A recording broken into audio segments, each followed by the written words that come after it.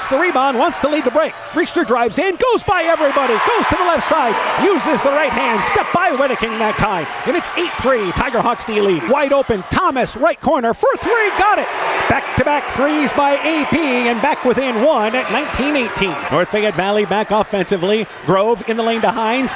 Gets it on the left block, swings it right side. That's White open, right wing for three, got it! Back-to-back threes by the Tigerhawks, and they go back up by 5 at 26-21. Jansen right side to Campbell for three, got it! They have hit 3 in a row, and it's suddenly 34-31. AP heats up. Ashelman 25 feet away. He's going to take it on its way, got it! Ashelman looked, said, why not take it? And we're knotted at 38. Grove to Hines. Hines right side to Cole Mosier. Quickly closing out the three-point shooter. He goes back to Hines, backs his way down, shot over the right block, it's up and in. Biggest lead of the night for North Fayette Valley at 54-45. High post area, they go to Richter, nice feed down low to Grove. Grove uses that left hand from the right side, and the Tigerhawks have their biggest lead of the night at 10. And North Fayette Valley back to the sub-state final for the second year in a row. The Tigerhawks run their winning streak to 23. A dominant fourth quarter, they win going away. North Fayette Valley 66, Appleton Parkersburg 52, that's the final score. The best tournament action is on KCTN FM 100. It's the Class 2A Sub-State Final tonight on KCTN. In our featured matchup, Jesup takes on North Fayette Valley. The Jayhawks have peaked at the right time. Wins over the top 2 seeds in their district. They look to pull another surprise tonight. For North Fayette Valley, back to the Sub-State Final. This team is undefeated. They've been impressive in their 2 tourney wins. They feel they are battle-tested and ready for their biggest game of the season. The winner heads to the 2A Boys State Basketball Tournament. Jesup and North Fayette Valley. Tonight's Chalk Talk, next. Northern Country Co-op and Viafield are now Nexus Cooperative, your full-service ag partner, supplying all your agronomy, energy, feed, grain, and lumber needs. Our highly knowledgeable and experienced team utilizes the latest technology in feed manufacturing, agronomy services, precision ag, plant and animal nutrition, energy products, and grain marketing to keep our customers ahead of the rest. Stop in today at any of our 26 locations across northern Iowa and southern Minnesota, or visit us online at nexus.coop. Brought to you by locally owned and operated NEAT, proudly providing high-quality internet, television, and telephone services at the speed of light to businesses and homes in Northeast Iowa. NEAT also provides computer and network services as well as business phone system sales and service. For more information, visit NEITEL.com or call 877-638-2122. NEAT, connecting you now. Stronger, farther, faster. It all starts with good nutrition. Clayton County Farm Bureau is proud of our livestock farmers who provide high-quality protein needed to fuel our young athletes. The ultimate pre- and post-game fuel-up can be found in meat and dairy foods grown right here. Meat and dairy are natural sources of essential vitamins that support health, energy, and performance. We know our student athletes are the real deal, and Iowa's livestock farmers are committed to helping them reach their goals. To learn more, visit realfarmersrealfoodrealmeat.com. For generations, local farmers have trusted Freedom Bank to provide the financial backing they need to succeed. We have a long tradition of empowering success, and that continues today. We offer competitive financing options at competitive rates, whether for equipment purchases, building construction, land purchases, or operating capital. Visit one of Freedom Bank's experienced ag loan professionals in Elkader, Monona, Postville, and Waukon, or online at freedombnk.com. Member FDIC, Equal Housing Lender. This is Chris Holbert, General Manager of Hall Roberts Son Incorporated in Postville. We would like to wish the area student athletes both a safe and successful sports season. We have been a community-based company since 1864, servicing and supporting the area ag industry with products necessary for daily success. We look forward to continuing to serve and support both the ag industry and high school athletes in our surrounding communities. Thank you and good luck from the families at Hall Roberts Son. Hey sports fans, take a time out and call Garms & Gifford Insurance Agency. Whether you need auto, home, farm, health, crop, or business insurance, Garms & Gifford Insurance Agency and Grinnell Mutual has you covered. You'll receive quality protection, expert advice, and local friendly service. Owners Brian Bugenhagen and Michael Beck, along with their staff, look forward to serving all your insurance needs. Call them today for a free competitive quote. Garms & Gifford Insurance Agency in Elkader, your trusted choice agency. When I started out in the car business, my dad gave me some good advice. Hi, it's Forrest Brown with the Browns family of dealerships. What my dad told me is when you sell someone their first car, you need a good sales department. But if you expect to sell them their second, third, and fourth car, you better have a great service department. Visit any one of the Browns family of dealerships in Guttenberg, Elkader, West Branch, or Victory Ford in Dyersville and find out why Browns is your hometown dealer, no matter where your hometown may be. Tiger Hawk Tournament Basketball is brought to you in part by Rock Valley Physical Therapy of West Union and Decorah, Maple Crest Manor, North Fayette Valley Community Coalition, Nick's Excavating and Kane Construction in Farmersburg, T&K Cahoon, your Napa dealer in Monona, St. Olaf Ag Sales and Service, Growl Logs and Lumber in Elkader, Timber is a Crop, Harvest Wisely, Meyer Collision and Service Center in Guttenberg and Elkader, Clayton County Recycling of Monona, and by LTI & Sons Water Conditioning, your Connecticut dealer in Postville. We begin the Chalk Talk for our featured game. We're joined by Jesup boys basketball coach Joe Smines. Coach, your team 15-9, winning the district championship with a 69-61 win over Cascade. Tell me about that game. Well, obviously we went into the game as the underdog against a ranked Cascade ball club that has a huge pedigree of success there, and they were led by Jackson Lawrence, who we played against 2 years ago in a district semifinal. So we were familiar with him and some of their personnel, and they had changed their scheme a little bit. They're mainly a man team now, and if anybody knows anything about Cascade, they were a zone team for a long time. So a little bit of adjustment for us to get ready for that. But, I thought we came out a little slow in the first quarter, and Cascade got up 9-2 on us. But from that point on, I thought we controlled the basketball game and came out and really played well in the last 20 minutes and took control, got up by double figures, and were able to make enough free throws and get enough stops to win a huge district final game. We're a really good basketball team. All right, now let's set the stage for tonight's ball game. First off, starting a lineup for your team tonight. We'll start Paxton McCone, senior.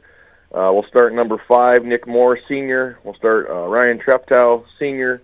Landon Vogel, senior. And then our sophomore post player, Parker Masteller. And some of the kids off the bench for you then. Yeah, we'll have 2 guys that mainly come off the bench for us, Gage Wymore, who's a junior, and then a senior post player, Brennan Oshner. All right, turning our attention to North Fayette Valley, what do you know about the Tiger Hawks? Well, we're really familiar with the Tiger Hawks. We obviously scrimmage them every Thanksgiving break. We've done that for, probably 13 years now. So I'm well aware of Coach Cranbeer and Coach Hovden and their personnel and what they do. Obviously, they're led by a fantastic basketball player in Cale Richter, who's going to Upper Iowa to play with a current former Jayhawk Jack Miller. The Declan Hines kid, I know his dad very well, football coach. That's a really good pair right there inside. And then I think the thing with them this year is their guard play has been fantastic. You watch them on film, led by Kyler White. He does a really good job running the team, and then Ashelman does a good job shooting the basketball, and the other guys do a really good job of just playing their system. So. Here's a reason they're 23-0. They're well coached, got good players, physical group, play hard, can play multiple ways. Just really impressed by them. They beat an AP team on Tuesday night in the district final that we have a ton of respect for. I thought they controlled that game for the most part. So obviously playing a very good basketball team. It's going to be a great night. The sub-state final is the best night of the year, and hopefully it's a great basketball game between 2 good teams. Yep, keys in the ball game for the Jayhawks. What do you have to do? Obviously it starts with us. You got to take care of the basketball. When we take care of the ball, it seems like we play our best game. So that's number 1 for us. Number 2 is, not to let Riester obviously have a huge night of, getting 38 or what he had against MFL a couple weeks ago. Can't allow that to happen. Then it comes down to making shots. Usually in these type of games, a team that puts the ball in the basket the most consistent and makes the little things happen, loose balls, rebounds the ball, those type of things are going to win. So, our Landon Vogel and Treptow have been in this game before as freshmen, so they're aware of it. And I know North Fayette Valley played in the sub-state final last year, so 2 experienced teams going at it and see who can make the most plays. All right, Coach, good luck to you in the ball game. We look forward to talking to you afterwards. Thanks, Dan. Appreciate it. Jesup basketball coach Joe Smines on his Jayhawk program. Chalk Talk continues after this. The Woodland Eye Clinic in Elkader and West Union are proud sponsors of high school sports. We are committed to bringing our patients the highest level of total eye care with detailed one-on-one attention. Our offices offer the newest technology and equipment with a professional team of experienced staff that is committed to you. Call us today for your next total eye care appointment. The Woodland Eye Clinic in Elkader and West Union supports all of our local athletes taking the field or court this season. Top Gun Customs knows that the insurance company wants you to do all the work for them. They want you to download the app, take the pictures, upload them, then they want you to accept the paltry check they think will repair your vehicle. No, no, no. Top Gun writes an accurate estimate, takes the photos, and explains the repair process to you. Let Bob and the guys take all the worries out of your repairs. Call Bob or Nancy at 563-964-9899 at Top Gun to schedule your repair today. We are happy to announce we are once again performing cataract surgery right here at home. This is Jessica Jones, surgery supervisor. We welcome Dr. Cancel from Gunderson, who performs this surgery monthly at our local surgery suite and holds consultations at Gunderson Eye Clinic, Waukon. Dr. Cancel is a wonderful addition to our surgery team, and we're so happy he's here. Call us today for more information. Exceptional caring people, Veterans Memorial. Inspiring changes to a happier, healthier you is what they do at Clayton Drug, now offering free delivery of prescriptions to the Monona area. To find out more, call 563-245-2530. Clayton Drug can help you transfer your prescriptions quickly and easily to their pharmacy. Clayton Drug is committed to helping you achieve the highest quality of life possible. Clayton Drug, connecting the communities of Elkader, Strawberry Point, and Sumner to serve all in between. Being good at life means getting your finances together so you can focus on the moments that matter most. With over 175 years of expertise, New York Life Insurance Company provides you with benefits you can enjoy while you're, living. So give your local agents, Andrew Reimer or Troy Springer in both Guttenberg and Monona, a call. You can reach Andy or Troy at 563-252-2471. That's 563-252-2471. They can help you and your family be good at life. Hi, this is Cody from Torkelson Motors in Elgin and Waukon. At Torkelson Motors, we believe that student involvement in activities is a great way to help grow our communities, and we are proud to help sponsor this game for your enjoyment. We've been serving Northeast Iowa since 1926 and appreciate the business that our customers have given us and the support they provide to our area schools and communities. So the next time you are in need of a new or used vehicle or a repair, stop into Torkelson Motors. We've been selling cars the old-fashioned way with a friendly smile and a handshake right here next door in Elgin and Waukon. North Fayette Valley Tournament Basketball is brought to you in part by Dean Family Chiropractic in Claremont, TJ's Pizza in Monona and Claremont, Farmers Savings Bank of Colesburg, Elkport Garber, Strawberry Point, Arlington, Elgin, and Wadena, member FDIC, Thompson Construction and Monona Overhead Door, Myers Auto Service in Monona, Culligan Water Conditioning in Elkader, Fisk Farm and Home in Monona, Cresco, and Decorah, Bacon Concrete in Postville, and by Car Auto Group, online at karautogroup.com. We continue the Chalk Talk for our featured game. We're joined by North Fayette Valley boys basketball coach Matt Cranberry. Coach, your team an impressive victory in the district final, defeated Appleton Parkersburg 66-52 to improve to 23-0. Tell me about that game. You know, it was an electric environment, just a great high school basketball game. Both sides had great crowds. It was a lot of fun just to be in the gym, regardless of playing. But it was a back and forth first half. I thought we got off to a good start against them, which was critical. We felt. I think we led by two or three after the first and 5 at half. Third quarter, they came out really hot, a lot of confidence. Took a 5-point lead. We were able to battle back and get ourselves, back over that hump. I think we led by a couple going into the fourth. And the fourth quarter, we played great defense. Went on a 7-0 run, got them to call a timeout. After they called that timeout, we really felt like we were in somewhat control of the game, but we knew they were going to press us. But I thought we just did a great job of closing it out. We didn't maybe make enough free throws, but we got a ton of stops in that fourth quarter. So, we held them about 30% shooting, which was a great defensive effort, and out-rebounded them by 13. So all those things are the things we want to do every game, and we're able to pull it off against a really good team. All right, set the starting lineup once again for your team tonight. Yeah, we're going to go with Kyler White, Gavin Grove, Lincoln Ashelman, Declan Hines, and Cale Reister. And some kids contribute off the bench for you. Yeah, Jordan O'Conis, Cole Mosier, and Tanner Wilker. All right, turning our attention now to Jesup. What do you know about the Jayhawks? Well, they're 15-9, and that record doesn't really tell how well they've been playing lately. They played in a really tough league in the NICL. They finished second in their side. And they're just a real good team, well coached. They take care of the ball. They can score it offensively at all three levels. They're led by a senior, 6'3", Ryan Treptow. He averages about 20 and 8 a game. He can do all three of those things as well. He shoots at about 37% from three-point range, and like I said, he can score at the rim. And they got Landon Vogel, 6'1" senior, kind of their shooter, over 40% from three-point range. They got a sophomore, 6'4" sophomore, that's been playing great lately, averaging over a double-double. I think he had 20 and 17 against Cascade in that district final. His name's Parker Masteller, and because he's been playing great for them the last half of the season. Defensively, they've shown that they can do a lot of different things. Probably going to be a lot of man-to-man is what they've shown lately, but they really found their identity on defense as well. All right, keys in the ball game for North Fayette Valley. What do you have to do?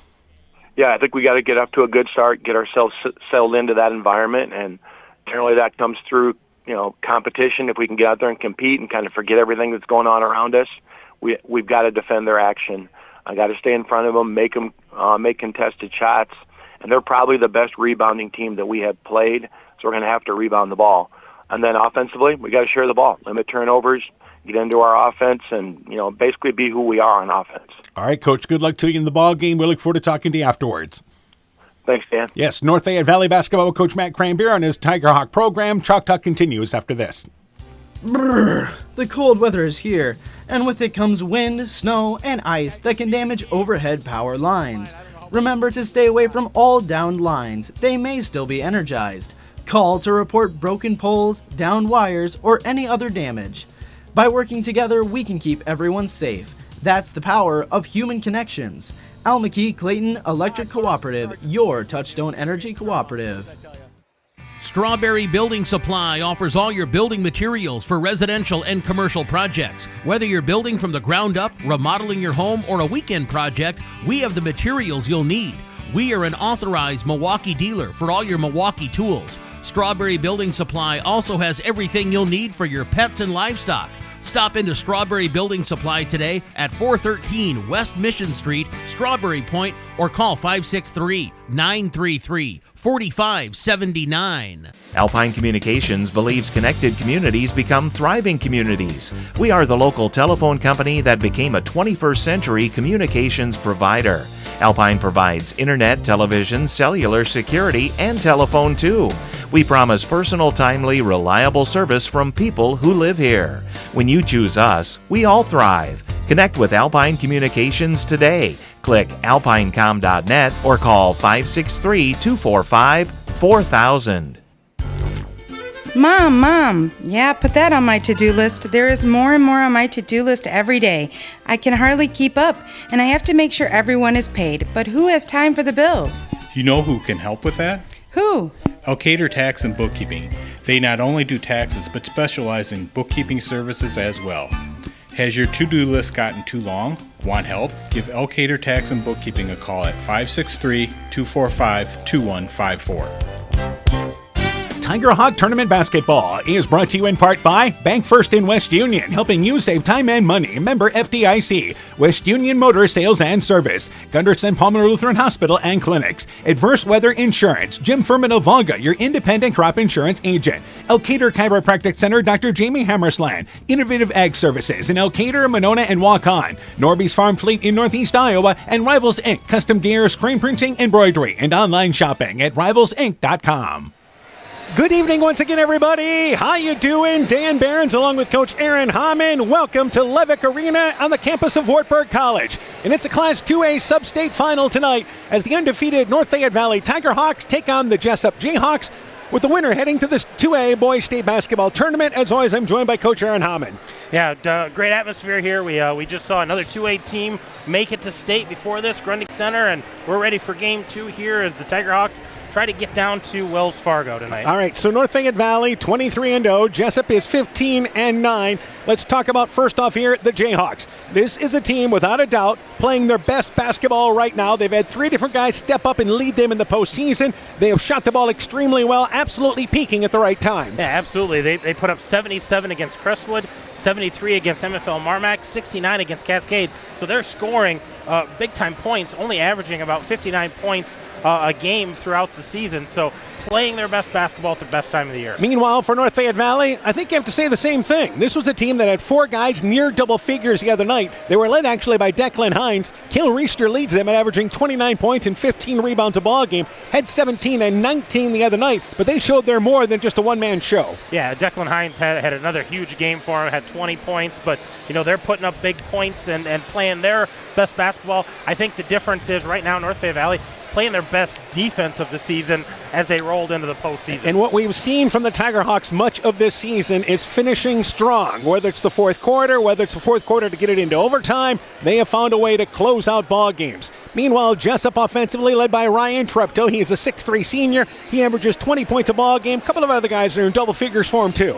Yeah, Vogel averages about 12 points, and Masteller adds about 10 points, 9 rebounds. He had 20 points the other night against Cascade. Vogel had 27 against MFL Marmac. Jesup, the number 3 seeded team on their side. North Fayette Valley, for some reason, the number 2 seed. So North Fayette Valley is the home team tonight. Let's talk about keys in the ball game. Let's start quickly with Jesup. Jesup, I think they need to rebound. They got to box out both Reister and Hines, and they need to be physical in the paint. I think for the Tiger Hawks tonight, establish that inside. That's going to open up the outside, and they've got to defend. If they defend like they have and shoot the ball like a typical night, I think they're going to have success tonight. And it was surprising that Coach Cranbeer had mentioned rebounding was going to be a big key in this ball game tonight. He really feels Jesup's the best rebounding team they've seen all season. Yeah, he's worried about, making sure we get body on body and cleaning that glass all night long. All right, North Fayette Valley student section, we see them wearing the Carolina blue overalls tonight. Their student section will be to our left, and the Jesup student section is actually to our right. So it was a great atmosphere. It has been for the 2 tournament games that North Fayette Valley has played so far, and another great atmosphere tonight. Grundy Center, by the way, victorious in the first game tonight, 71-62 over Northeast. So Grundy Center ranks 7th in Class 2A going to state. Leon, courtside, take it away with our Good evening. lineups. Welcome to Wartburg College for tonight's Class 2A Sub-State 3 final game with a ticket to the state tournament on the line. The visitors on the scoreboard, let's hear it for the Jayhawks from Jesup.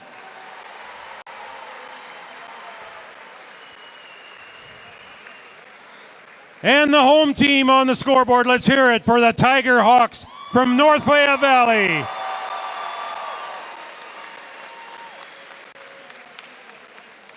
The officials for this evening's contest, Nathan Saar, Brianne Byerly, Cody Oakes. Coaches for tonight's game for the Jayhawks, head coach Joe Smines, assistant coaches Rodney Selesky, Michael Johnson, Brock Saber, Steve Schmidt. For the Tiger Hawks, head coach Matt Crambear, Dan Hovden, Brent Keeker, Lance Butekoffer. Now for your starting lineups. Starting for the Jayhawks, a 5'9 senior, number 2, Paxton Mahone. A 5'10 senior, number 5, Nick Moore. A 6'3 senior, number 10, Ryan Trepko. A 6'1 senior, number 11, Landon Vogel. A 6'4 sophomore, number 44, Parker Maxteller. Starting lineups for the Tiger Hawks, a 6'1 senior, number 0, Gavin Grove. A 6' senior, number 1, Lincoln Ashelmeyer. A 5'11 senior, number 10, Kyler White. A 6'8 senior, number 20, Cal Reister. A 6'3 senior, number 23, Declan Hines. There you have it. Starting lineups ready to go with our sub-state final here tonight on KCTN FM 100 with the Tiger Hawks and the Jayhawks. Jesup, the away team tonight, the lower seed, orange bottoms and tops. They have the Jesup there in blue. Tiger Hawks home team tonight, white bottoms and tops. Tiger Hawks in Carolina blue across the front with the Carolina blue trim on their shorts. For North Fayette Valley to the sub-state final a season ago. Jesup was actually there a couple of years ago. And again, the winner of this ball game heads to the 2A state tournament and will play sometime on Tuesday, March 11th in the opening round. So obviously these teams here ready to go with our sub-state final tonight. Richter to jump it up for North Fayette Valley, and it will be once again Matt Steller to jump it up for Jesup. So we are underway in a near-packed house here in Levick Arena. Leading things off here, the jump ball controlled by North Fayette Valley. Richter into the backcourt to Ashleman, and this game is underway. Jayhawks come out. They'll play man-to-man defense right away. In the lane, Richter double-teamed. It's knocked away. Loose ball picked up by Treptow there. They double-team the post. It's a turnover. Back left side, Vogel drives in. The shot from the left side, no good. Leaves it up the side of the rim, but bodied on the way up. And the Jayhawks force a turnover on the first trip down and a fast break opportunity on their first break in the offensive end. Yeah, Jayhawks got that turnover and tried to run the court there a little bit, but the Tigerhawks just slow getting back on that. Free throw on its way, and it circles around twice and goes through. First point of the ball game scored by Vogel. Again, Vogel averaging 12 points a ball game. We mentioned had a dominant performance against MFL Marmac in the district semis. Second free throw, it is good. It is 2-0. And again, right away, Jesup will pick him up man-to-man as Ashleman brings it into the offensive end to Grove. Drives in left side, uses the glass, but it's off the front of the rim. Rebound tipped out of there, and it's picked up by Wymore. Correction there, McHone for the Jayhawks. So back offensively, Tigerhawks come out here man-to-man, by the way. Treptow gets it back out on top to McHone. McHone left wing area now with Moore. Moore flips it back right side to Treptow. Treptow drives in, takes it over. Richter lays it up and in. He had a step, used the glass. 4-0, Jayhawks the early lead. Yeah, they're attacking that paint so far, and Tigerhawks haven't gotten back for help defense. Back offensively, right side to Ashleman to the free throw line. In the lane to Richter off the right block, spins, floats it up with the right hand, banks it long, ended up flat off the rim. And again, the rebound pulled down there by Vogel for the Jayhawks. Quickly back into the offensive end. Vogel jump steps, takes a shot, forced it from the right block. Good straight up defense by Ashleman. Shot is no good. Richter had the rebound taken away on the floor, and that was diving in there, Treptow along with Grove. It is a jump ball, and it will stay down here with the Jayhawks. Yeah, secured the rebound and then just didn't get that outlet pass very clean, so get the ball back to the Jayhawks. Treptow inbounds left side to Vogel. Vogel brings it on to the left wing there now with McHone. Left side, that's again Matt Steller taking the shot from the left block. It's no good, but got Hines in the air, and Hines commits the foul with 6'4", Matt Steller to the free throw line for 2. Yeah, good head fake there by Matt Steller to get Hines up in the air. Jumped right into him. Wasn't able to make the shot, but he's going to get 2 free throws. Part of the play for the Jayhawks, their improvement is Matt Steller is a sophomore who's continued to improve. Free throw on its way. It is good. 5-0. But we see right away, Jesup's going to be aggressive. They are. They're going to attack, and we saw this out of Oline in that opening round for the Tigerhawks. Attack that paint, try to establish something. Second free throw short off the front of the rim. Richter grabs the board off the right, and he'll bring it into the offensive end for the Tigerhawks. Richter drives in the lane, Euro stepping, goes to Hines inside the left block. His first shot up and in. Nice recognition by Richter, who had a handful of assists the other night. You forget about what he does passing the ball. There's the first assist tonight. Yeah, nice pass there, high post, low post, and finds Hines open. Treptow guarded by Grove, left side to Vogel. Here's a moving screen. Ashleman tried to go through the screen, set by Nick Moore near the left corner. The ball goes back to the Tigerhawks. Yeah, Moore just shuffled a little bit on that screen to try to make sure he made contact, and they can call him on that every time. We thank you for joining us tonight on KCTN FM 100, live video on the KCTN.com website or on the KCTN YouTube channel. We thank you for joining us on that side as well. White brings it inside center court circle, right side to Ashleman, and it is Hines, right side for 3, got it! Hines, 1 of 2 on 3-pointers all year, hit one against MFL Marmac, hits his second one tonight. The 2 of 3, he's shooting 67% now. And here is Treptow offensively, gets to the basket, shot deflected there by Richter, but a foul called. May have been a body call on Richter, who picked it clean off the right side. Instead, yes, they are going to call it on Richter. Wow, that looks pretty clean. Richter tried to keep his body off. And Coach Cranberry having a conversation on the sideline there. Treptow to the free throw line for 2. We are tied here at 5. So Treptow attacking the basket. Free throw on its way. It is off the back of the rim. It is no good. Treptow, a pretty good free throw shooter at over 70% on the season. And again, he's a 37% three-point shooter, so pretty good. Second free throw off the back of the rim. Missed them both. off the heel of the rim, and it kicks back to Grove, who got the rebound, boxing out the shooter. So White back across the timeline. Tigerhawks trying to take their first lead of the night. White at the volleyball line, top of the key to Richter. Richter drives left side, cut off by Treptow, loses it, picks it back to White. White goes down low to Grove. He loses the ball, though. Errant pass down to the left side, picked up by Masteller. Back in the offensive end, Treptow, left side to Moore. Back over, left wing, that's McHone, left side for three. Aired it out. It was well short, and the rebound picked up by Hines in mid-flight. Back offensively is White. White back out on top to Richter, left wing to Ashleman. Baseline to Grove on the left side. They go to White at the free throw line. Knocked away, but he's able to control it and bring it back over to Richter, who's now at the top of the key.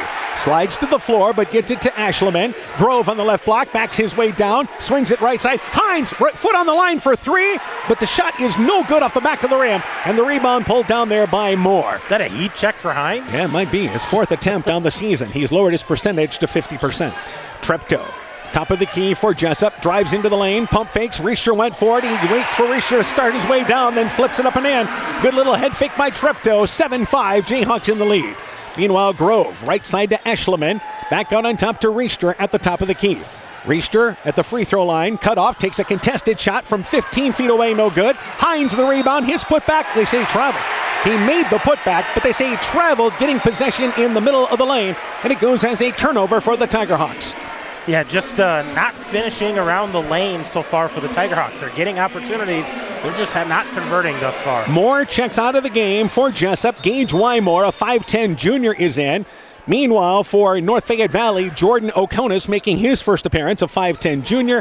Ashleman checks out. We may have an issue with Hines there, a little blood issue perhaps? Yeah, a little bloody nose or a cut, something on his face. So we're going to see a substitute for him. And it will be Cole Mosier coming in. So they're going to make Hines check out of the ball game, and I think it may be a bloody nose as he may have been hit last trip down the court. So Treptow back across the timeline. We approach the halfway point of our first quarter. McHone, top of the key, cut off, flips it there to, again, Masteller. Masteller, left side, back to Mahone. McHone drives baseline, stops on the left block, takes a leaning shot. It is no good. Richter there to help out, grabs the ball from the right side. Richter back offensively, kicks it back left side, and Richter is actually fouled on the drive before the pass on the left wing to White. And that will be for the Jayhawks, foul number 2, I believe. Well, and we've seen him, being physical down low, but we've had a couple of, real hand check, slight bump fouls. So calling it pretty tight right now down in the paint. We mentioned Cole Mosier checking in, middle of the lane to Richter, takes a 12-foot shot, up and in. Great recognition by Richter. Use that frame to get some spacing. We're knotted at 7. Yeah, just turned around, found himself a little free, and elevated, shot over the defender. Treptow off a pick on the right side. Back out on top now to Vogel. Vogel trying to back his way down, stops at the block, back out on top there now to Masteller. Masteller left side driving in the lane. That is Treptow, pulls up, free throw line jump shot, nailed it from the left side, got the kind roll. Jayhawks lead 9-7. Yeah, Grove. Treptow. Yep, go back in the offensive end. Grove right side to O'Conis. O'Conis back over to Richter. In the corner, Cole Mosier, deep left corner, brings it back over to White on the wing. White drives to the free throw line, takes a shot from the left elbow, aired it out long. Grove gets the rebound among 3 Jayhawks in the lane. Back out on top goes to White, but a low pass that kicks off his shoe and flips right back to Treptow. Jayhawks back offensively. Treptow, nice feed to, once again, Masteller. His shot from the left side up and in. Made Richter commit. 11-7 Jayhawks in the lead. Back offensively, White, left side, Cole Mosier, left baseline for 3 off the front of the rim. Shot is no good, and the rebound by Wymore for the Jayhawks. Treptow brings it across the timeline offensively. Hines back at the scorers table for North Fayette Valley. And wiping that nose, by the way. Masteller back over to Wymore. Wymore right side to Masteller. In the spin move to the right side, takes it over Richter. Good straight-up defense. Left it short, banked it there, but it missed the rim. And Richter, good straight-up defense. Yeah, good to see Richter staying on the ground, not going for those head fakes. Richter, top of the key, right side to White. White kicks it baseline. Cole Mosier, right corner for 3. Long, may have hit the side of the backboard and deflected long. And the rebound pulled down there by the Jayhawks. Quickly back offensively is McHone. McHone swings it left side to Vogel. Vogel's guarded by White on the left wing. 2 minutes is what we approach in the opening act. Back right side, Vogel. Vogel, actually correction there, that's actually Treptow, who drives into the lane, gets to the basket on the right side, and is fouled on the drive in. So the Jayhawks playing downhill. Treptow back to the free throw line for 2. Yeah, they can continue to attack, and trying to get to the rim, and they've gotten quite a few free throws. This is going to be their 7th and 8th free throw of this quarter. Free throw on its way by Treptow. It is good. 12-7. Jesup the early lead. North Fayette Valley's now committed 4 team fouls. Jesup with 2. Meanwhile, Grove checks out of the ball game for North Fayette Valley as Declan Hines back in there and looks like he's in good shape. Second free throw by Treptow. It is good. 13-7. Jayhawks here have the early lead. So back across the timeline is White. The Tiger Hawks behind here in this first quarter, early part of this ball game. White left side to Oconus. Oconus looking to the high post area. That's Richter at the left elbow. Drives in, pulls up, 8-foot shot, middle of the lane. It's up and in. Again, uses that length so well. Quick off the feet. Tiger Hawks back within 4. Yeah, elevates quickly and shoots over the defense with those long arms. Treptow back out on top. Right side off a pick set by Vogel. Treptow left side to Vogel. Vogel near the left wing trying to back down White. Feeds it back out on top now to Wymore. Wymore from the elbow. 15-footer, left side, shot no good off the front of the rim.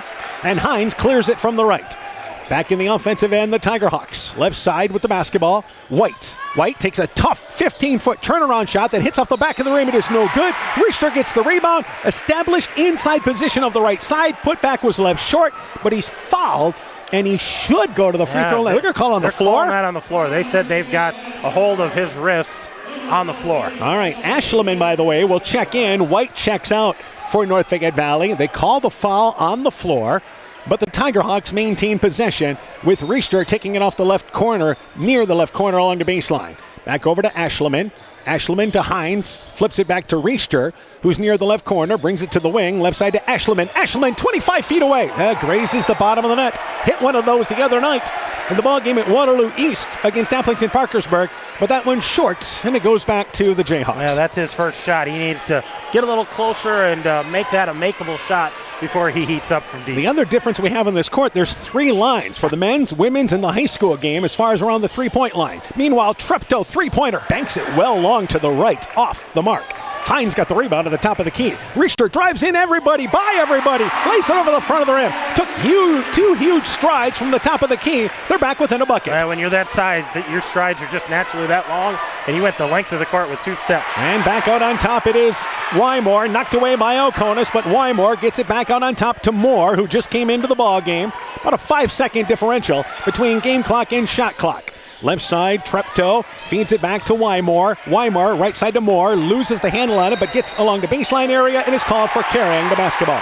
Coach Cranberry saying it's double dribble, but either way, he got it right. He got the call over there. I think he was helping out right there. Tiger Hawks can work for the last shot here with 16.7 seconds to go. Jesup will pick them up at full court, and it will be Richter bringing into the offensive end for North Fayette Valley. Richter looking to maybe drive one-on-one, has the ball knocked away, picked up by Masteller, who leads the break. Left side, they get the ball on over to Wymore, and he scores a left-handed layup in the closing seconds of the opening quarter. Late heave by Cole Mosier is well short, and Jesup forces a turnover and gets a layup to lead by 4 at the end of 1. 15-11, Jayhawks the early lead. Let's take this break. Hey, Justin Birdnow here from Birdnow Chevrolet in Monona. I want to take a moment to wish all the local athletes good luck during their game. You have worked incredibly hard and it shows during each game. Myself and the entire Birdnow Chevrolet Monona team is wishing you all that you do your best and good luck. NFV Tournament Basketball is brought to you in part by Loomis Plumbing and Heating in West Union, Exit Realty Driftless Group, licensed in Iowa, Wisconsin, and Minnesota, West Union Event Center, Gage and Gage Plumbing and Heating in West Union, Furniture Showcase and Allwine, Lighting Showroom, Flooring, Furniture, and Window Treatments, Bruins and James Insurance, your Grinnell Mutual Agent in Monona, the Loena Savings Bank, member FDIC, and by Guttenberg Municipal Hospital and Clinic. Check out career opportunities at guttenberghospital.org. We played one quarter, 15-11. Jesup in the lead here over North Fayette Valley. What was our shooting in the opening quarter? The Jayhawks, they were 5 of 11, 0 of 2 behind the arc, but 5 of 9 from the field inside that three-point line, and 5 of 8 from the free throw line. So getting to the line and making some shots there. And that's one thing North Fayette Valley does a lot, getting to the free throw line, and they've struggled here early in this ball game with those opportunities getting to the line. Yeah, they have. The Tiger Hawks, they are 5 of 14, 1 of 3 from three-point line, 4 of 11 otherwise. Did not have a free throw attempt. Tiger Hawks basketball, Richter Oconus. Ashleman, Hines, and Mosier, same group that closed the end of the first quarter, starts the second quarter. And off a pick, right side is Oconus, and here's a moving screen set by Hines. Hines set a pick, ended up on the floor, and is called for the foul. So the ball goes back to Jesup, and that'll go down as a turnover. Well, and I think he's frustrated because he tried to stay still, but those knees got hooked, and it pulled him to the ground, made it look like he was trying to step into that screen. Second foul, I believe, on Declan Hines, by the way. It is. Hines and Oconus check out as White and Grove come back in. Meanwhile, for Jesup, it is a McCone out there along with Masteller. Meanwhile, there's a travel on Masteller, switch pivot feet. From the right block, ball goes back to the Tiger Hawks. The rest of the players out there, Moore. Also, let's reset. Masteller, Vogel, also Treptow, Moore, and McCone. There we go. There's the 5 for Jesup. Richter across the timeline in the offensive end. Top of the key, takes a deep 3. Got it! From a step behind the arc there by the college line. 15-14, Tiger Hawks back within 1. And again, a nice 3 there by Richter, who shoots it over 40% from the three-point line. Driving in the lane, Treptow takes the shot over an outstretched arm of Richter, kisses it off the glass on the right side. He knew where he could get into the lane and try to get that shot off. And that puts Treptow into double figures already. Richter, one-on-one, drives in the lane, takes a tough layup that leaves it short. Thought he had some contact there, did not happen. And back in the offensive end is Jesup. And back right side to McCone. McCone at the free throw line. Stops left side to Moore. Moore back over to Vogel on the left wing. He drives baseline, backs his way down, gets by Ashleman. The shot no good. Ashleman grabbed the arm to stop what would have been an easy putback shot from the left side. And heading to the free throw line is Vogel again for 2.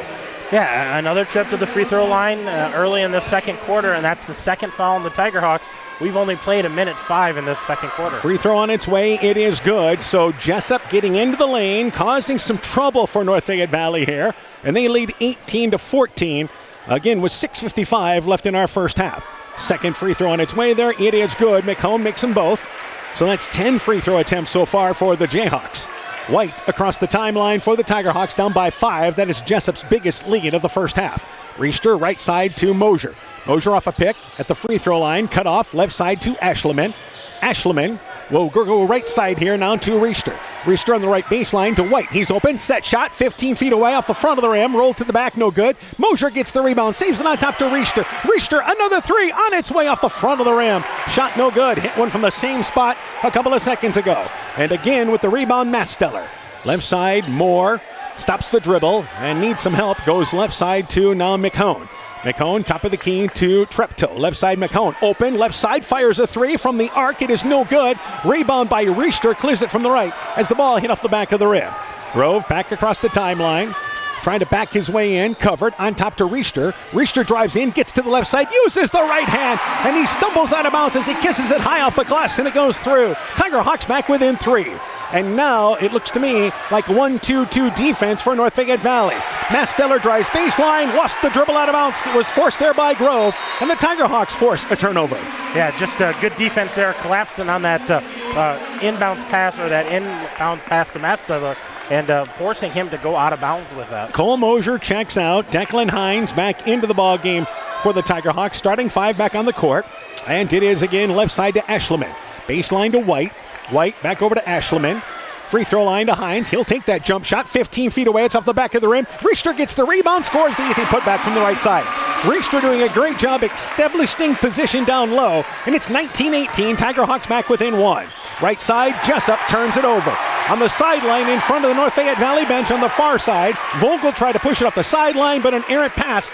And the Tiger Hawks having some success with this 1-2-2, and Richter playing the top. Yeah, Richter at the top of that, so forces everybody to the sidelines, and they're just struggling getting the ball into their offensive set. Left side, Ashleman on top to White. White brings it to Richter along the right wing area. Back over left side, Ashleman. Thought about the 3, drives to the elbow, back over to White. White at the free throw line, left side to Grove. Grove drives in, back over on top to White, top of the key, fires up the 3, got it! 21-19, Tiger Hawks retake the lead. Yeah, it was a big shot there. Nice to see Kyler White get involved here. Quick 6-0 spurt by the Tiger Hawks. Right side in the offensive end is beating pressure Wymore. Wymore back over left side, open for 3 as Treptow off the front of the rim, but the rebound, he's able to track it down. Left side to Moore. Moore back over to Vogel. Vogel drives in, takes the shot as White stumbles, banks it well long. Rebound batted out of there. Grove able to get it ahead for North Fayette Valley. Ashelman drives in, fouled on the drive-in. They lay up the shot. It is up. It is in. Fouled, count the basket. And the Tiger Hawks here are on a run, and it's 23-19, but they're going to call the foul on the floor instead. Yeah, they're going to call that on the ground. They pointed right away. Keep that on the ground. Make North Fayette Valley take it out of bounds under their own hoop. Tiger Hawks take it out of bounds off the left side. Would have been their first free throw attempt. White on top to Grove. An athletic move by Ashelman, though, getting into the lane. Meanwhile, we've got a foul. This is on Jesup. It was Vogel trying to run through a screen near the left corner, set by, once again, Richter. And that is the now second foul on Jesup. Both teams have 2 fouls here in this first quarter. Tiger Hawk, in his first half, I should say. Yeah, Jesup's been playing pretty clean thus far. On the left side, Hines at the free throw line, goes over to Ashelman. Ashelman on the left wing to Richter behind the three-point line, and back over to Ashelman to Grove. Jesup again continues man-to-man. White at the volleyball line here, backs things up offensively, trying to get their posts in the lane. Ashelman left side, Hines at the left elbow. Goes back over to Ashelman. He's open. Left wing. Fires up the three. Short. Line drived it short. Rebound pulled down there by Treptow for Jesup. Treptow back. Kicks it in the corner. That's Wymore open. Right side for 3. It's off the back of the rim. Richter came down to get the rebound for the Tiger Hawks. Inside 4 minutes left in the half. They lead 21-19. White back over to Grove. Left side to Ashelman. Step behind the arc. Left side for 3. Short. But Richter the rebound. Flips up the putback up and in. The Tiger Hawks on a run. This is now an 8-0 run. And they lead 23-19. And this is all on offensive second chance opportunities. And back over offensively. It is more to Treptow. Treptow drives baseline. Wraparound pass to, again, the big guy in Masteller, who misses the shot among the arms of Richter and Hines. Good straight up defense by the Tiger Hawks. Back over White in the offensive end for NFE, leading 23-19. Right side back to Grove. Grove with it now. By the way, Jesup is now in a really help-out defense situation, almost a zone. Left side, Ashelman fakes the 3, brings it to the free throw line area, and traveled with the basketball. He was trying to go to Richter, but Jesup did a nice job switching defensively. Yeah, they did. Jesup trying something different here with the defense, just trying to get more help on those posts with Richter in the offensive glass. Meanwhile, another substitution for Jesup. Moore checks out, as into the game for them is McHone back in there. Right side, baseline to Masteller. Masteller tried to go left side. The pass knocked away by White. They were trying to cut. That time McHone back door, and good recovering defense by the Tiger Hawks. Left side back out on top. And you see now Ashelman holding up the arms with a cross signal there. That's the set they want to get into. White drives in. Alley-oop to Richter, and he throws it down. This is a 10-0 run, a set play, and a timeout by the Jayhawks. North Fayette Valley 25, and it is Jesup 19. You're listening to high school basketball from KCTN Sports. Life is better with American Family Insurance because our agents provide specialized local expertise to help you get the right coverage at the right price. We understand that farming is at the heart of what you do, and we want to help protect what you've worked so hard for. Let's build the policy your farm deserves. Contact Julie Depke, agent at 205 South Main Street in Elkader, or call 563-245-2366. American Family Mutual Insurance Company, SI, and its operating companies, 6000 American Parkway, Madison, Wisconsin.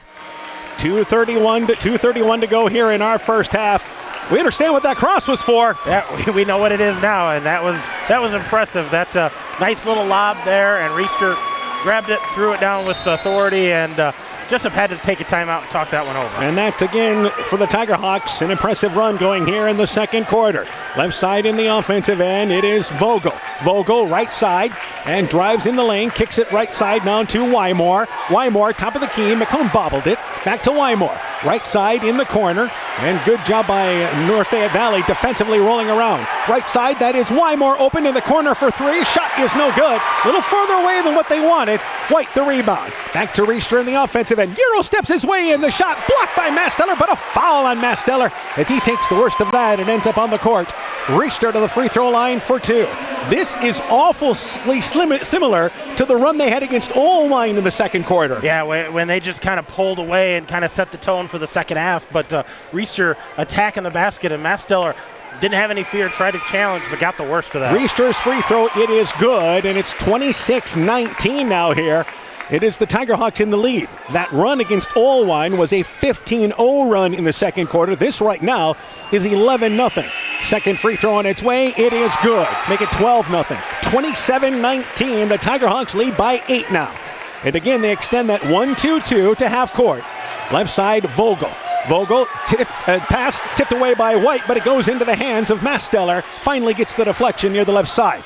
Back on top to McCone. McCone to, again, Treptow. Treptow, top of the key to McCone. McCone left side to Treptow. Drives baseline, takes the shot around Hines. Got it to circle around and go down. Hines trying to draw the charge, but a nice strong move by Treptow. They're back within 90 seconds left in the half. And Jesup finally answers that run. And on top with the basketball is White. White with it, left side. Again, Jesup in the man-to-man. Ashleman on the left wing, on top to Grove. Grove right side to White. White looking inside, nothing doing. Grove back to Ashleman. Baseline now to Riester off the left side. Feeds it back over to Ashleman on the left wing, and he'll work it right back on top with White. Shot clock, by the way, is down to 8. Hines at Riester now to Hines at the elbow. 15-footer on its way short off the front of the rim. Grove tipped off the rebound, but Masteller able to corral things for the Jayhawks. Inside a minute to go in the opening half. Right side driving in the lane, McCone. Somebody didn't roll over defensively, and McCone found himself wide open off the right side. He scores the layup, and they're back within 4. 27-23 our score. Yeah, well, just a nice give and go there and finding the open guy there. Just slow rotation by the Tigerhawks. White to Grove on the left side. Free throw line now to Hines. Hines in the lane now back to Riester. Double teamed on the right block, but again he's got position and the length. And he kisses it off the glass. What has he got, 20 right now in this first half? He's got a ton of points. He's over 20. 29-23, Tigerhawks in the lead. He also, by the way, has 11 rebounds in this first half. So right side with the basketball, Treptow.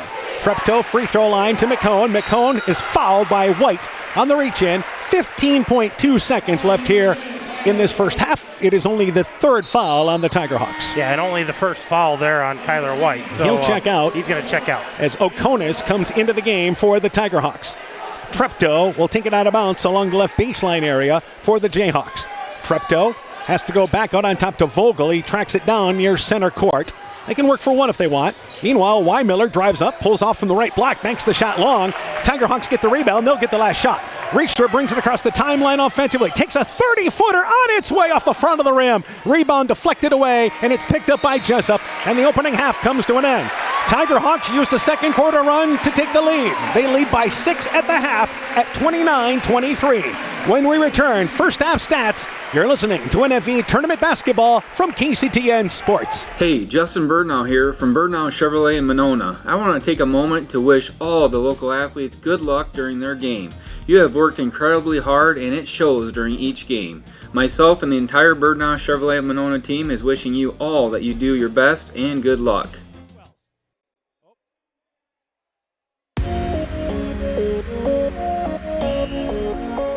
Whether a ref makes a bad call or it's opposing players or fans trying to get us out of our element, that our ultimate goal is to win, and doing things that are unsportsmanlike aren't going to get us any closer to that goal. Because in life, many things will not go your way, and by learning now to hold your head up high when defeated and stay humble after a victory will better influence your life for the years to come. Life's buzzing with energy, from the delightfully routine to the novel and exciting, to the truly uncharted. With all that life brings, it's easy to lose track of what powers all those moments, our health. At Mercy One, our caring doctors focus on just that, powering health, from the everyday to the extraordinary. So you're ready for what life brings next. Find care at mercyone.org/healthpowerslife. Frank, when you think Fairway, you think fresh. Is that the winning culture you've tried to create? Penelope Pineapple, what an unbelievable produce performance. How does your team stay so fresh? Sunkissed Orange. Is it true Fairway has offered the freshest produce in town since 1938? What can we say? Our produce is so fresh, we're speechless.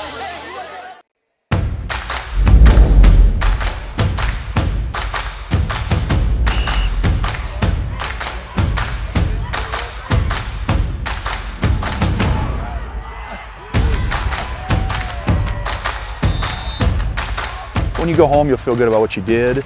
And, you know, you're doing it for the kids. If they don't have us, they don't have these games. Tiger Hawk Tournament Basketball is brought to you in part by Rock Valley Physical Therapy of West Union and Decorah, Maple Crest Manor, North Fayette Valley Community Coalition, Nick's Excavating and Kane Construction in Farmersburg, T&K Cahoon, your Napa dealer in Monona, St. Olaf Ag Sales and Service, Growl Logs and Lumber in Elkader, Timber is a Crop, Harvest Wisely, Meyer Collision and Service Center in Guttenberg and Elkader, Clayton County Recycling of Monona, and by LTI & Sons Water Conditioning, your Connecticut dealer in Postville. At the half, North Fayette Valley leads 29-23. Jesup led at the end of one, 15-11, but the Tiger Hawks turn up the defense. They outscored Jesup 18-8 in the second quarter. They lead 29-23. Kale Reister leads the Tiger Hawks offensively. Let's go to those stats. Yeah, Kale Reister leading the way. He's got 21 points. Declan Hines got 5. 3 points for Kyler White. That's their scoring. 29 points. They're shooting 43%. 3 of 9 behind the three-point line. 9 of 19 otherwise. 2 of 2 from the free throw line, 100%. Like to get there more, and 6 turnovers for the Tiger Hawks. All right, let's turn our attention to Jesup's totals now. For the Jayhawks, mixed score, or much more balanced scoring. Ryan Treptow leading the way with 12. 4 points for Landon Vogel, 3 points for Masteller, 2 points for McCone, and 2 points for Wymore. So there's their 23. They are shooting 38% in the first half. 0 of 6 behind the three-point line, 8 of 15 otherwise. So 53% inside and 7 of 10 for 70%. They also have 6 turnovers.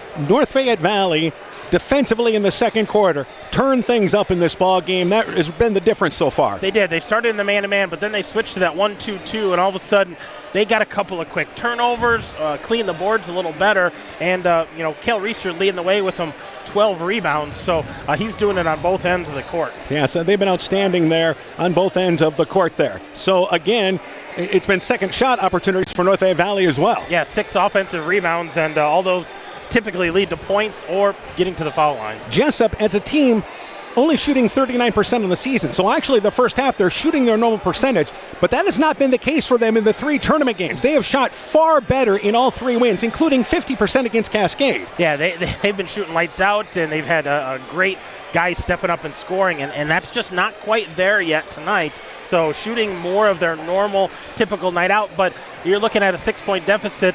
They're still in this ballgame. Absolutely. 29-23. North Fayette Valley in the lead at the half. We'll take a break. When we return, we'll talk about what else is happening in 2A tonight. You're listening to Tiger Hawk Basketball from KCTN Sports. When making up a to-do list, don't forget to include servicing your car at Edie's AC Delco Service Center in Garnavillo.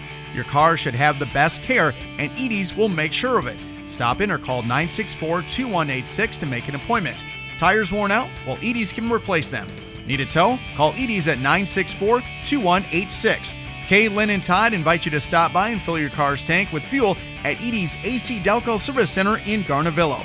Edie's open 7 a.m. Mondays through Saturdays. Attention business owners. Are you tired of monthly fees eating into your profits? Look no further than People's State Bank. People's State Bank's business checking account has no monthly service charge. Yes, you heard that right. 0 monthly service charges. But that's not all. Enjoy free ATM and debit cards, free online and mobile banking, and free bill pay services. With People's State Bank, managing your business finances has never been easier or more affordable. Stop wasting your hard-earned money on unnecessary fees. Switch to People's State Bank today and take care of your business finances. People's State Bank, member FDIC. The winter high school sports season has begun, and the doctors and staff of Family Dentistry Associates of Monona encourage you to support your local high school basketball and wrestling teams. Dr. Jessica Wilkie, Dr. Mark Foey, Dr. Chase Bruner, and Dr. Daphne Hopfler of Family Dentistry wish all of our student athletes a very healthy and successful season. Call 539-4651. Family Dentistry Associates of Monona, where health-changing smiles are created. North Fayette Valley Tournament Basketball is brought to you in part by Dean Family Chiropractic in Claremont, TJ's Pizza in Monona and Claremont, Farmers Savings Bank of Colesburg, Elkport, Garber, Strawberry Point, Arlington, Elgin, and Wadena, member FDIC, Thompson Construction and Monona Overhead Door, Myers Auto Service in Monona, Culligan Water Conditioning in Elkader, Fisk Farm and Home in Monona, Cresco, and Decorah, Bacon Concrete in Postville, and by Car Auto Group, online at karautogroup.com. Tiger Hawks lead 29-23 at the half. Just to update you on what's happening in 2A tonight. We're the late game tonight. but 6 of the top 7 teams have advanced to the state basketball tournament in Class 2A. That includes Western Christian, the top-ranked team, West Lyon ranked 3rd, Unity Christian ranked 4th, Grandview Christian ranked 5th, Trainer ranked 6th, and Grundy Center ranked 7th. Meanwhile, Kemper Catholic, the number 2 ranked team, lost to Union, who's in the same conference as Jesup. Union advancing to state with a record of 17-9.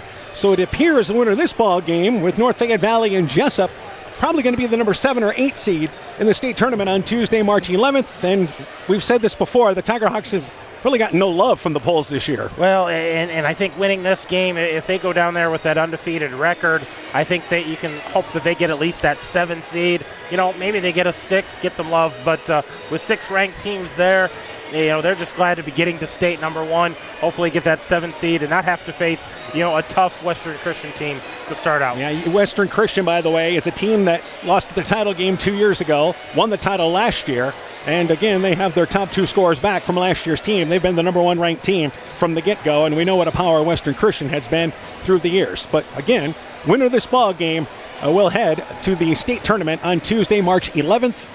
MFL Marmac, again, dropped the decision to Jesup. I would think for North Fayette Valley, there was some help understanding how to play Jesup with that ball game. Yeah, I think so. I'm sure they watched some of that film to figure out, you know, what Jesup, you know, took advantage of and tried to take that away. And I think right now, you know, Mastetter had a nice first quarter, but I think they figured out how to slow him down. And this 1-2-2 has really stifled the Jayhawks as far as their offensive sets. And so North Fayette Valley leaning on their defense. Meanwhile, for the Tiger Hawks here, Richter doing everything you ask of your star player in this ball game. Yeah, 21 points. He's got double figures in the on the glass. A lot of those offensive rebounds. Got a couple of assists. So he's just doing a wonderful job. We need some of those other guys to shoot with confidence and take some of that pressure off, because they're going to really key on him the second half. We'll take a break. Second half action coming up here from Wartburg. Tiger Hawks lead 29-23 at the break. Brought to you by locally owned and operated Neat, proudly providing high-quality internet, television, and telephone services at the speed of light to businesses and homes in Northeast Iowa. Neat also provides computer and network services as well as business phone system sales and service. For more information, visit NEITEL.com or call 877-638-2122. Neat, connecting you now.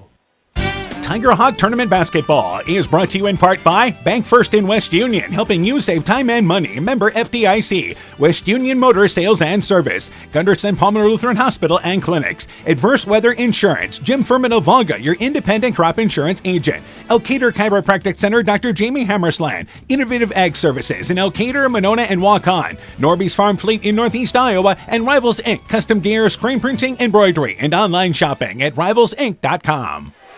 Welcome back here to Wartburg. It is again North Fayette Valley leading 29-23 at the half. Use an 11-0 run in the second quarter to turn a 4-point deficit into a 7-point lead. And they lead by 6 here as we start the second half. For Jesup, it will be Treptow, McHone, Masteller out there, along with number 11 Vogel, and they will also have more starting the second half. Meanwhile, for North Fayette Valley, it'll be their starting 5. Ashleman, Hines, also their White, Grove, and Richter. Tiger Hawk fans to our left, the student section's been on their feet all night long. They've been great. Yeah, they've been doing a great job, and near capacity, you know, on the two sides. There's some room on the end, but it's plenty loud in here tonight. It is Jessup's basketball against the 1-2-2 in the offensive end of Masteller. Masteller, Ashleman went for the steal, knocked it away, but Masteller regroups. Brings it back out on top now to Vogel. Vogel left side, double team, needs some help, feeds it back to Moore. Moore right back to Vogel at the top of the key. In the go baseline area, Masteller trying to back his way in the lane. Covered on top to Treptow. Treptow left side to Moore. Moore puts it on the floor, gets to the basket, left side, uses the right hand, but strong with the shot. It is no good. Richter gets the rebound. Richter's going to lead the break. And the ball knocked away, but he's able to track it down. Meanwhile, they go to Hines on the right block. He backs his way in, takes the shot. It's long, in or out. Should have used the glass, but at a tough angle. Rebound by Masteller for Jesup. Meanwhile, ahead of the pack is McHone. Underneath the basket, and a nice feed from the middle of the lane, right side. Jesup scores the first points of our second half. Yeah, Tiger Hawks not getting back on defense, not getting to the lane first. They just kind of slowed down at the free throw line and then pick up McCone, who got to the rack. And they work it back over to Grove here, a minute into our third quarter. Right side, Richter in the lane to Hines on the right block. Feeds it back to Richter, on top to Grove. Grove trying to back his way down. Gets a step by Masteller. Misses the shot, though. Left it short on the drive in off the left side. Masteller the rebound for the Jayhawks. Back is, again, Vogel. And quickly, North Fayette Valley gets back defensively. Treptow, right side to McCone. McCone on the right wing will bring it back out on top. Right side, that is again open on the right wing. Treptow, right side for three. Got it. Jayhawks hit a three, and they're back within 90 seconds here into our third. And you can see Ryan Treptow telling the student section for Jesup, let's go get us back in this. Richter looking in the post area is Whites. They go back out on top to Grove. Right side now to Richter. In the lane to Hines on the right block. Cut off on the baseline, back to Richter. Richter drives in, takes a little one-handed runner, leaning to the left, and it hangs on the rim and then bounces through. Richter gets that great shooting touch. Just crawled over the top of that rim. Tiger Hawks' first basket of the second half. They go back up by 3. Moore in the corner, back over left side. Treptow, 25 feet away, nailed another one. Back-to-back threes by Treptow, and the game now tied at 31. Yeah, big shots there by Ryan Treptow, trying to get the team back into this. White back out on top to Richter. Richter wants to go one-on-one, but cut off. Instead, feeds it to Grove. Left side to Ashleman. Ashleman gets a step by his defender. Moore takes it to the right side, uses the glass right-handed layup by Ashleman. Strong off the dribble. 33-31. Tiger Hawks respond. Back is Treptow. Left side to Moore. Moore back out on top to Treptow. High post area. McCone swings it right side. Vogel right side for 3. Short. Wedged it between the rim and backboard. Richter, no surprise, grabs another board. Cleans the boards once again with those long arms. And White walks it across the timeline into the offensive end. Left side to Richter. Back out on top to White. White's looking to go into the lane to either Hines or Richter. Instead, Grove has it top of the key. Richter comes out to get the basketball at the top of the key. And right side, and he's bumped into there by Masteller. Masteller with an awkward type defensive move there as he just kind of bodied Richter that time. He did. He stepped right into where he was dribbling, but came across his body to get there and just made a lot of contact. Right side of the basket is where Richter, the right sideline in front of the North Fayette Valley bench, I should say, is where Richter takes it inbounds, back out on top to White. White's in the lane to Richter on the right block, gets it, shot blocked, a rarity, blocked by Treptow, but Grove the rebound. Ashleman pump fakes, drives in, 8-foot shot, left it short. Just grazed the bottom of the nets, missed the floater. Back in the offensive end is Treptow in a reach-in foul by Richter at center court. That will be for Richter, his second foul. So it's 33-31. Jesup takes the basketball near side with Vogel. Yeah, they're going to reset here, and they've got Treptow at the top of the key. Treptow right side to Vogel. Vogel looks to the baseline. Nothing doing there. Back over to Treptow. Left side to Wymore, who just came into the game. Masteller covered. Vogel, left side, Treptow, open again, 22 feet away, popped in and out, no good. But Masteller tips the rebound to himself and brings it back out on top. He loses the basketball but is able to regroup, drives in the lane, takes the shot up and in. Masteller regrouped. That's a strong move for that big guy. We're not at 33. Yeah, just took it hard to the basket. Richter, right side to Grove. Grove drives baseline, kicks it over left wing to Ashleman. He's quickly closed out though, goes back to Grove, his left-handed layup. It is up, it is in. Foul, count the basket. Great job by Ashleman to find Grove off the left side. Well, they crashed so hard on Ashleman, and so he just drove to the basket. Little dish there to Grove, and Grove, great body control to initiate that contact, finish strong with the left, and get the free throw. O'Connor's in. White checks out for the Tiger Hawks. Both these teams, again, as expected, not going very deep into their bench. Tiger Hawks have played 7. Jayhawks have played 6. Free throw by Grove, no good. Richter the rebound, put back, leaves it short. Gets another rebound. Now goes to the left side for the putback, and it rolls off the right side of the rim. But Richter fouled as he pads the rebounding stats, getting an offensive rebound on the right, then on the left. He'll go to the free throw line for 2. Yeah, and he crashed that board nice and hard and should have put the first one in, but had to do it a couple more times, and now he's got to do it with free throws. Free throw, it is good. 36-33, NFV in the lead. And NFV getting to the line now this second half. They are. They're finally getting to the free throw line. What Jesup did so well in the first quarter, they're starting to do here. Second free throw, good by Richter. He's a pretty darn good free throw shooter as well at 70+%. Makes them both. And it's a 4-point lead inside 4 minutes left in the third. And here is McCone, right side, try to go to Masteller. It's deflected out as Ashleman dropped back down defensively, deflected out of bounds. And the Jayhawks will take it out of bounds here in front of the Jayhawk student section on the near side. Back out on top with, again, Treptow. McCone back over to Treptow. Again, a deep 3, short, aired it out in fact. And again, we mentioned there's 3 shooting lines there behind the 3-point line. And it's not an issue for Treptow or Ashleman, but sometimes you wonder if they're fooled a bit by it. Well, you only have to be behind the gray line here. The orange line is the women, the black line is the men, and they've been behind them both. Ashleman drives in, the shot blocked by Masteller. Masteller there on the help defense. Jayhawks back in the offensive end, and they go to the free throw line to McCone. Left side, that's Vogel. Left side, open for three, got it. Jayhawks hit another three, back within one. They are shooting the ball better this second half. Yeah, way better than that first half. They're shooting above their average. Grove wants to go one-on-one, but cut off by Masteller. Right side to Ashleman. Ashleman on the right wing feeds it back over on top here now to Richter. 3-minute mark here. And Richter drives in. Body call, the layup. They're going to call an offensive foul. They wave off the shot. It popped out. Drawing the charge is Treptow that time draws the charge. And that's the third foul on Richter, now a concern for North Fayette Valley. Yeah, and I think what Richter's arguing is, I had my shoulders past him, I was going to the hoop, and that's when he came up, made contact, and went to the floor. He hadn't established that front position yet. Richter, you stay in it for now, and they are going to go now to a 2-3 zone and put Richter in the middle of the zone, and the fouls have likely something to do with that. Vogel drives in, the ball knocked from behind by Cole Mosier, just came in. The old rec league defense, reach from behind, knocked the ball ahead, didn't make contact. Richter back in the offensive end now. By the way, Ashleman checked out as Mosier came into the ball game. Richter behind the back dribble, middle of the lane, pulls up, 8-foot shot, rolls around off the glass, no good. Richter the rebound, but stripped on the way up. It's stripped by Masteller. Back in the offensive end is Jesup. Driving in, Treptow off the glass from 8 feet away. Banked it long. Mosier gets the rebound back to Richter. Richter almost had the ball knocked away by Vogel, but they're able to hang on to it. Richter now has it by the volleyball line that is, to get them into their offense. Back over now with Oconus. Jayhawks have been man-to-man the whole game. Grove left wide open, right side for three. Raises the front of the rim, it's no good, but falls right into the hands of Richter, who lays it over to the front of the rim. Tigerhawks back up by 3 at 39-36. And we saw them do that against Owine. Let's get a shot up and let Richter clear the glass. Elbow area, McCone. Back right wing now to Vogel. Vogel holds the basketball on top to McCone at the top of the key, right side to Vogel. In the lane to Masteller. He's going to take the jumper from off the elbow. 15-footer is good. The young sophomore, who's continued to get better all season long, puts the Jayhawks back within 1. 90 seconds left in the third.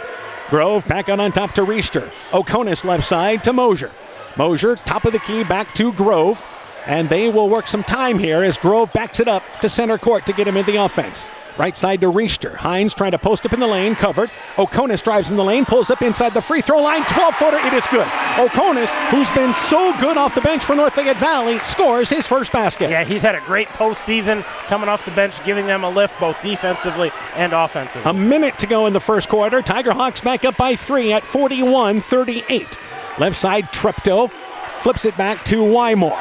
Wymore back out on top here now with McCone. Free throw line, they switch it left side, open on the baseline area for three. It is again Treptow. The shot is no good. Rebound deflected long and tracked down by Grove off the right side. Masteller did have a hand on it, but couldn't control it. We've got about a 10-second differential between game clock and shot clock here. Tigerhawks have two players at the scorer's table in Ashleman and White waiting to check in, but they will not go for a 2-for-1 in this situation. Oconus inside the center court circle, right side to Richter. Richter drives in the lane, and he's fouled, a reach-in foul, committed there by Treptow. That's the fourth foul on Jesup, but 21 seconds left here in the quarter, which means the Tigerhawks can get the last shot off here. Yeah, and you can see the official saying something to Cale Richter, and I think this is just a, hey, we make the calls. You know, you play the game, we'll make the calls, and we'll go from there. Just, he was getting a little heated out there. And again, animated, I think is the good term. Animated is a great word. White back out on top to Richter, so that allowed White and Ashleman to come back into the ball game. And White towards center court circle, back to Richter as we're down to 12 seconds left in the quarter. Richter, center court circle. Maybe looks to go one-on-one, instead goes to Oconus. Oconus in the corner to White. 5 seconds to go. White stops. They need some help. White's going to take a contested shot that is well short. Rebound battered around, and that's how the third quarter comes to an end. Tigerhawks didn't get the look they were looking for. However, they have the lead going to the fourth. North Fayette Valley 41, Jesup 38. Let's take this break. Northern Country Co-op and Via Field are now Nexus Cooperative. your full-service ag partner supplying all your agronomy, energy, feed, grain, and lumber needs. Our highly knowledgeable and experienced team utilizes the latest technology in feed manufacturing, agronomy services, precision ag, plant and animal nutrition, energy products, and grain marketing to keep our customers ahead of the rest. Stop in today at any of our 26 locations across northern Iowa and southern Minnesota, or visit us online at nexus.coop. NFV Tournament Basketball is brought to you in part by Loomis Plumbing and Heating in West Union, Exit Realty Driftless Group, licensed in Iowa, Wisconsin, and Minnesota, West Union Event Center, Gage Plumbing and Heating in West Union, Furniture Showcase and Allwine, Lighting Showroom, Flooring, Furniture, and Window Treatments, Bruins and James Insurance, your Grinnell Mutual Agent in Monona, the Lowena Savings Bank, member FDIC, and by Guttenberg Municipal Hospital and Clinic. Check out career opportunities at guttenberghospital.org. 41-38, Tiger Hawks outscored in that third quarter, 15-12. What was the shooting in our third quarter, Coach? In the third quarter for the Tiger Hawks, they were 5 of 15. That's 33%. 0 of 2 behind the arc, 2 of 3 from the free throw line. For the Jayhawks, they were 6 of 12, 50%. And they were 3 of 7 behind the arc. They did not shoot a free throw. All right, to start the second half, or fourth quarter rather, it is North Fayette Valley, Hines, Riester, Oconus, Ashleman, and White. They go to the right block. It is Riester from the right block, and again, uses that size, quick off his feet. They score first here to start the fourth, and they lead by 5. Back over McHone on top to Treptow. Also out there, Vogel. They have Masteller and Wymore. At the elbow, it is Vogel, Treptow had the ball knocked away, back into the hands of Vogel. McHone, right side, Masteller behind the arc, and goes back in the corner to Treptow, drives baseline, wraparound pass in the corner, dropped by Vogel, and that allows Riester to close out. Meanwhile, McHone in the middle of the lane takes an 8-foot shot. It is no good. Masteller and Riester become tangled up, and the foul committed there by Masteller. And is that the fourth foul on Masteller now? It is. Yep, that's going to be his fourth, I believe. And this is a team not overly tall to begin with, though they've done a good job limiting North Fayette Valley down in the lane. But Riester's been able to score down low, but that's a major concern. And Jesup down by 5, 7:16 to go. Keep him in the ball game. Yeah, they don't have a lot of height, so they're going to keep him out there, see what he can do to help out. White's across the timeline. Riester on the right block, slides to his knees, somehow saves it over to Grove. Left side to Ashleman. Ashleman drives in, back over to Riester on the right side, but Masteller deflected the pass away into the hands of Treptow. Jayhawks back in the offensive end. Vogel, that is. Vogel at the elbow. Left side to Treptow. Treptow at the elbow, pulls up, 15-footer short off the front of the rim. Riester grabs another board. He is cleaning up the boards on the defensive side. Back over on top is Grove. Grove will get the Tiger Hawks in their offensive set. Right side to Hines. Hines 19 feet away along the baseline. Back out on top to Riester. Riester at the top of the key. Tiger Hawks can be patient here. Plenty of time on the shot clock. Hines cut off along the right baseline. Back over on top to Riester. 10 seconds to go on the shot clock. Riester, ball picked away, but a foul called.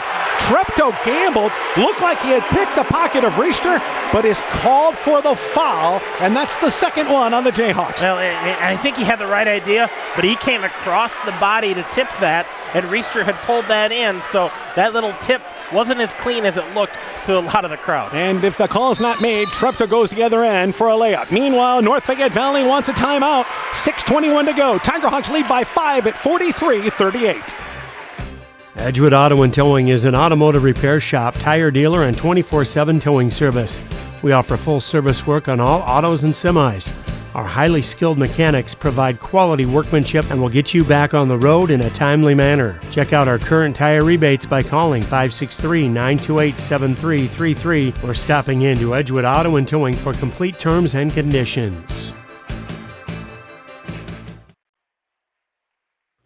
Stronger, farther, faster. It all starts with good nutrition. Clayton County Farm Bureau is proud of our livestock farmers who provide high-quality protein needed to fuel our young athletes. The ultimate pre- and post-game fuel-up can be found in meat and dairy foods grown right here. Meat and dairy are natural sources of essential vitamins that support health, energy, and performance. We know our student athletes are the real deal, and Iowa's livestock farmers are committed to helping them reach their goals. To learn more, visit realfarmersrealfoodrealmeat.com. North Fayette Valley, that's the first time out the Tiger Hawks have taken tonight. It is. They've been very conservative with it, haven't had to take anything, but Coach Granberry wanted to talk something over here. We're going to reset right in front of their bench. And it will be Riester inbounds to White. Jesup here again stays man-to-man. And left side now to Ashleman. Correction, they're actually going zone here. 2-3 zone is what they're going. White back out on top. Right side to Grove. They need some help down low. And the top of the key to White. Left side to Ashleman. Ashleman, Riester at the high post. Right side to Grove. Grove, top of the key, back to White. Left side, Ashleman open. Left wing for three off the front of the rim. Shot no good. And it is Treptow tracking down the long rebound off the right side. So back is the Jayhawks. Left side to Wymore. Wymore, free throw line to McCone. Back to Treptow. Left side, that is Wymore. Open for three. Got it. They've hit enough to continue to hang in there. And the Jayhawks back within two at 43-41. Yeah, Wymore wide open on that. Nobody had a hand in his face, able to knock it down. White's top of the key, right side to Grove. Tigerhawks try to answer. They have led since midway through the second quarter. Riester gets to the basket. Masteller tries to draw the charge and instead is called for the block. He slid over late.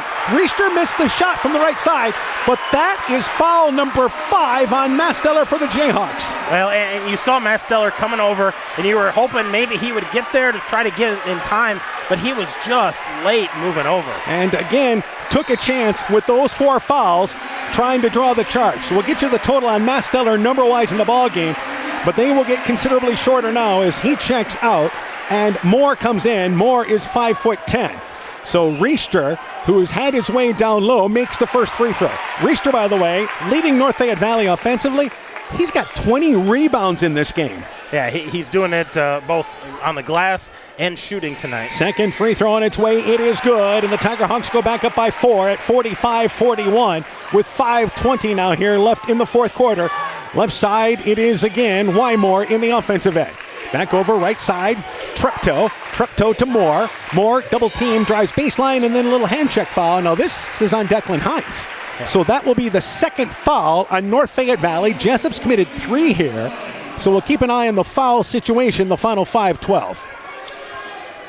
Right side, inbounds, they go to Vogel. He's open, takes a step by Ashleman, up and in. Tigerhawks late to roll over defensively. They're back within a bucket at the 5-minute mark. Yeah, just gave up the lane on that out-of-bounds play. Right side to Ashleman.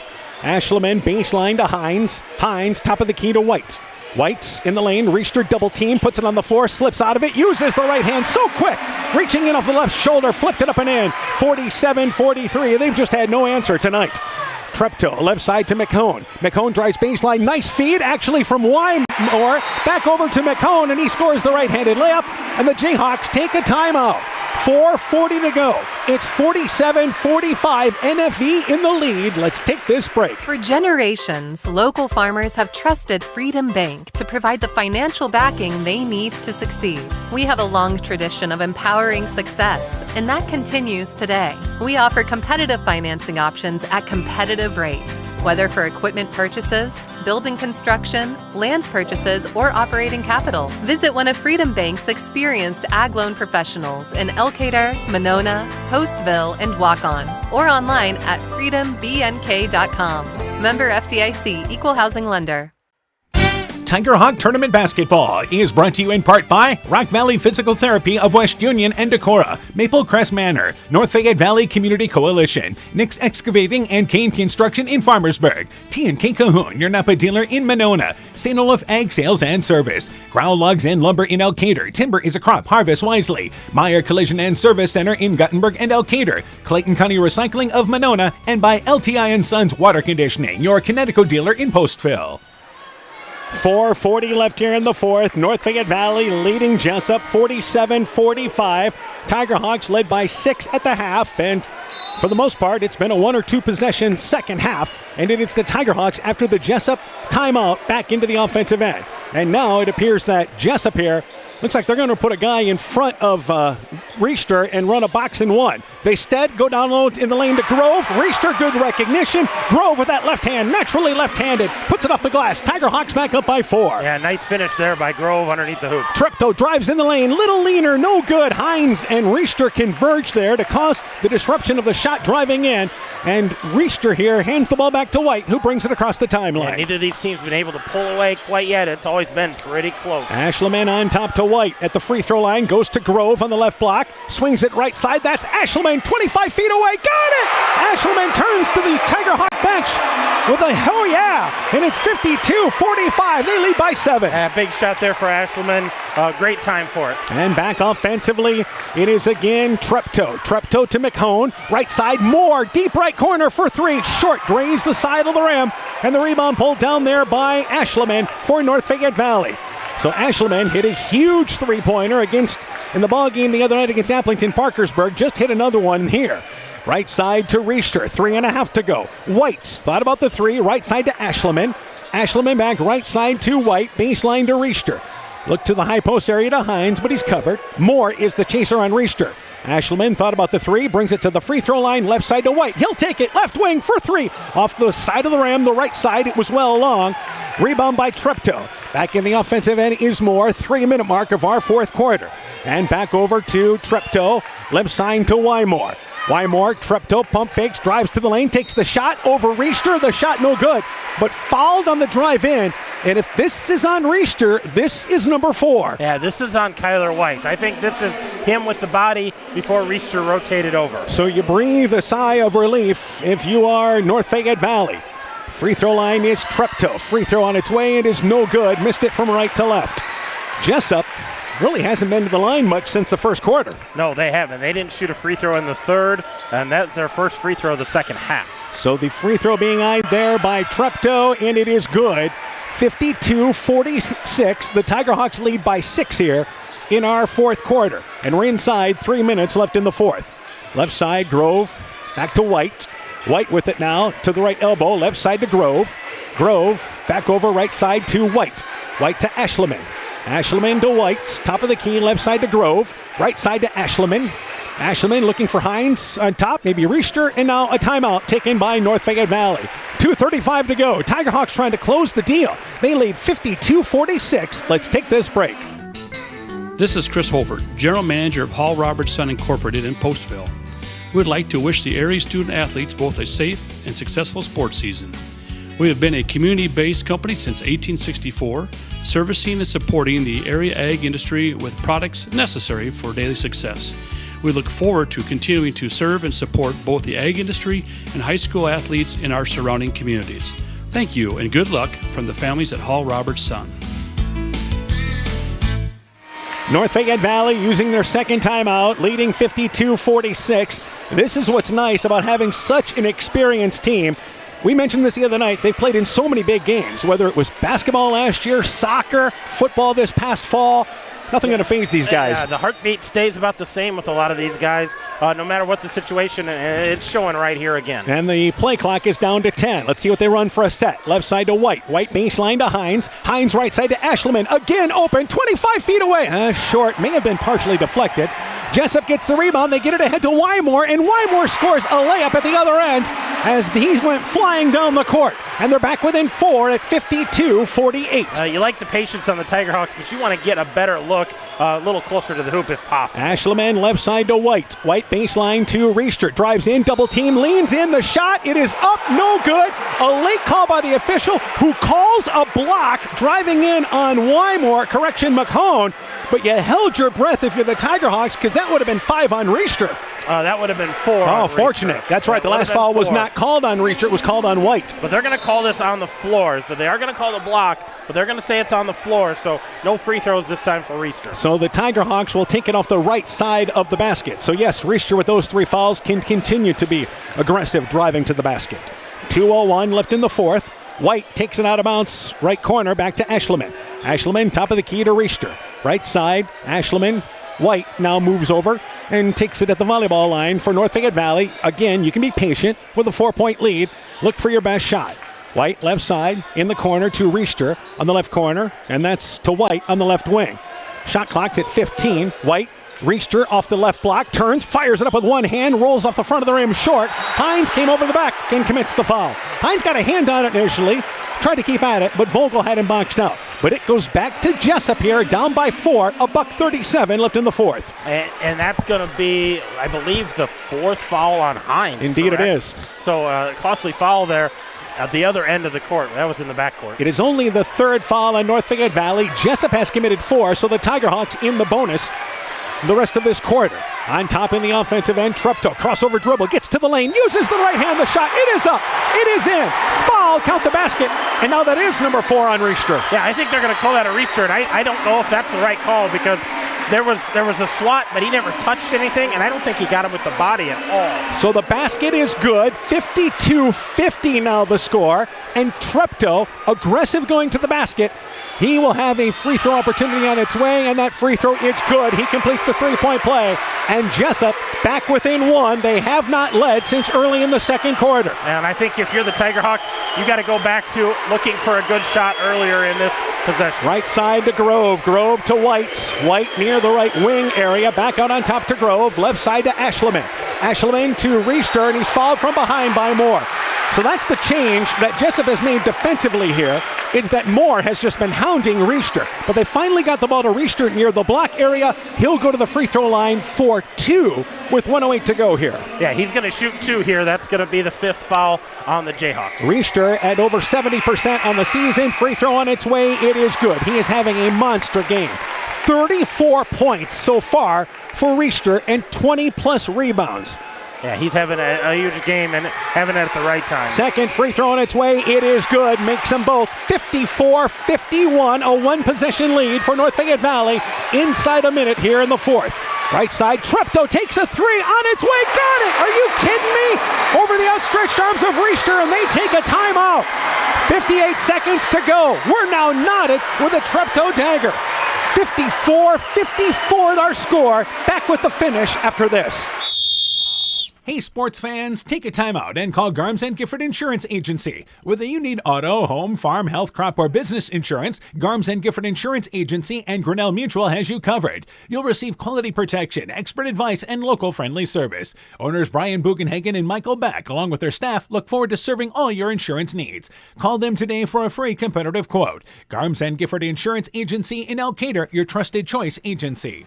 Treptow with a stop and pop 3-point shot there, and Riester had a hand up defending, hits the 3-pointer. We're tied at 54 as Jesup took that timeout. Tiger Hawks with possession. Well, and that has invigorated the Jayhawk crowd. They're in this now. The Tiger Hawks are in it. It's going to be a wild finish. We got 58 seconds to go. First time this game has been tied since the second quarter. So Riester takes it out of bounds. Jesup picks him up full court. Jesup back to the man-to-man here. And again, Moore chasing Riester. White across the timeline, goes off a pick, and goes left side to Ashleman. Ashleman, top of the key, back to White. White directing traffic. Looks to go left side to Grove. Grove looking for Riester in the left block. He's covered. Middle of the lane to Hines. Puts it on the floor. Takes a contested shot, but it's up and in. Looked like he bobbled the ball on the way up. But Declan Hines with a huge basket. 30 seconds to go. They lead 56-54. Back offensively is Treptow. Tiger Hawks, by the way, man-to-man. Riester guarding Treptow. Vogel stops the dribble. Right side to McHone.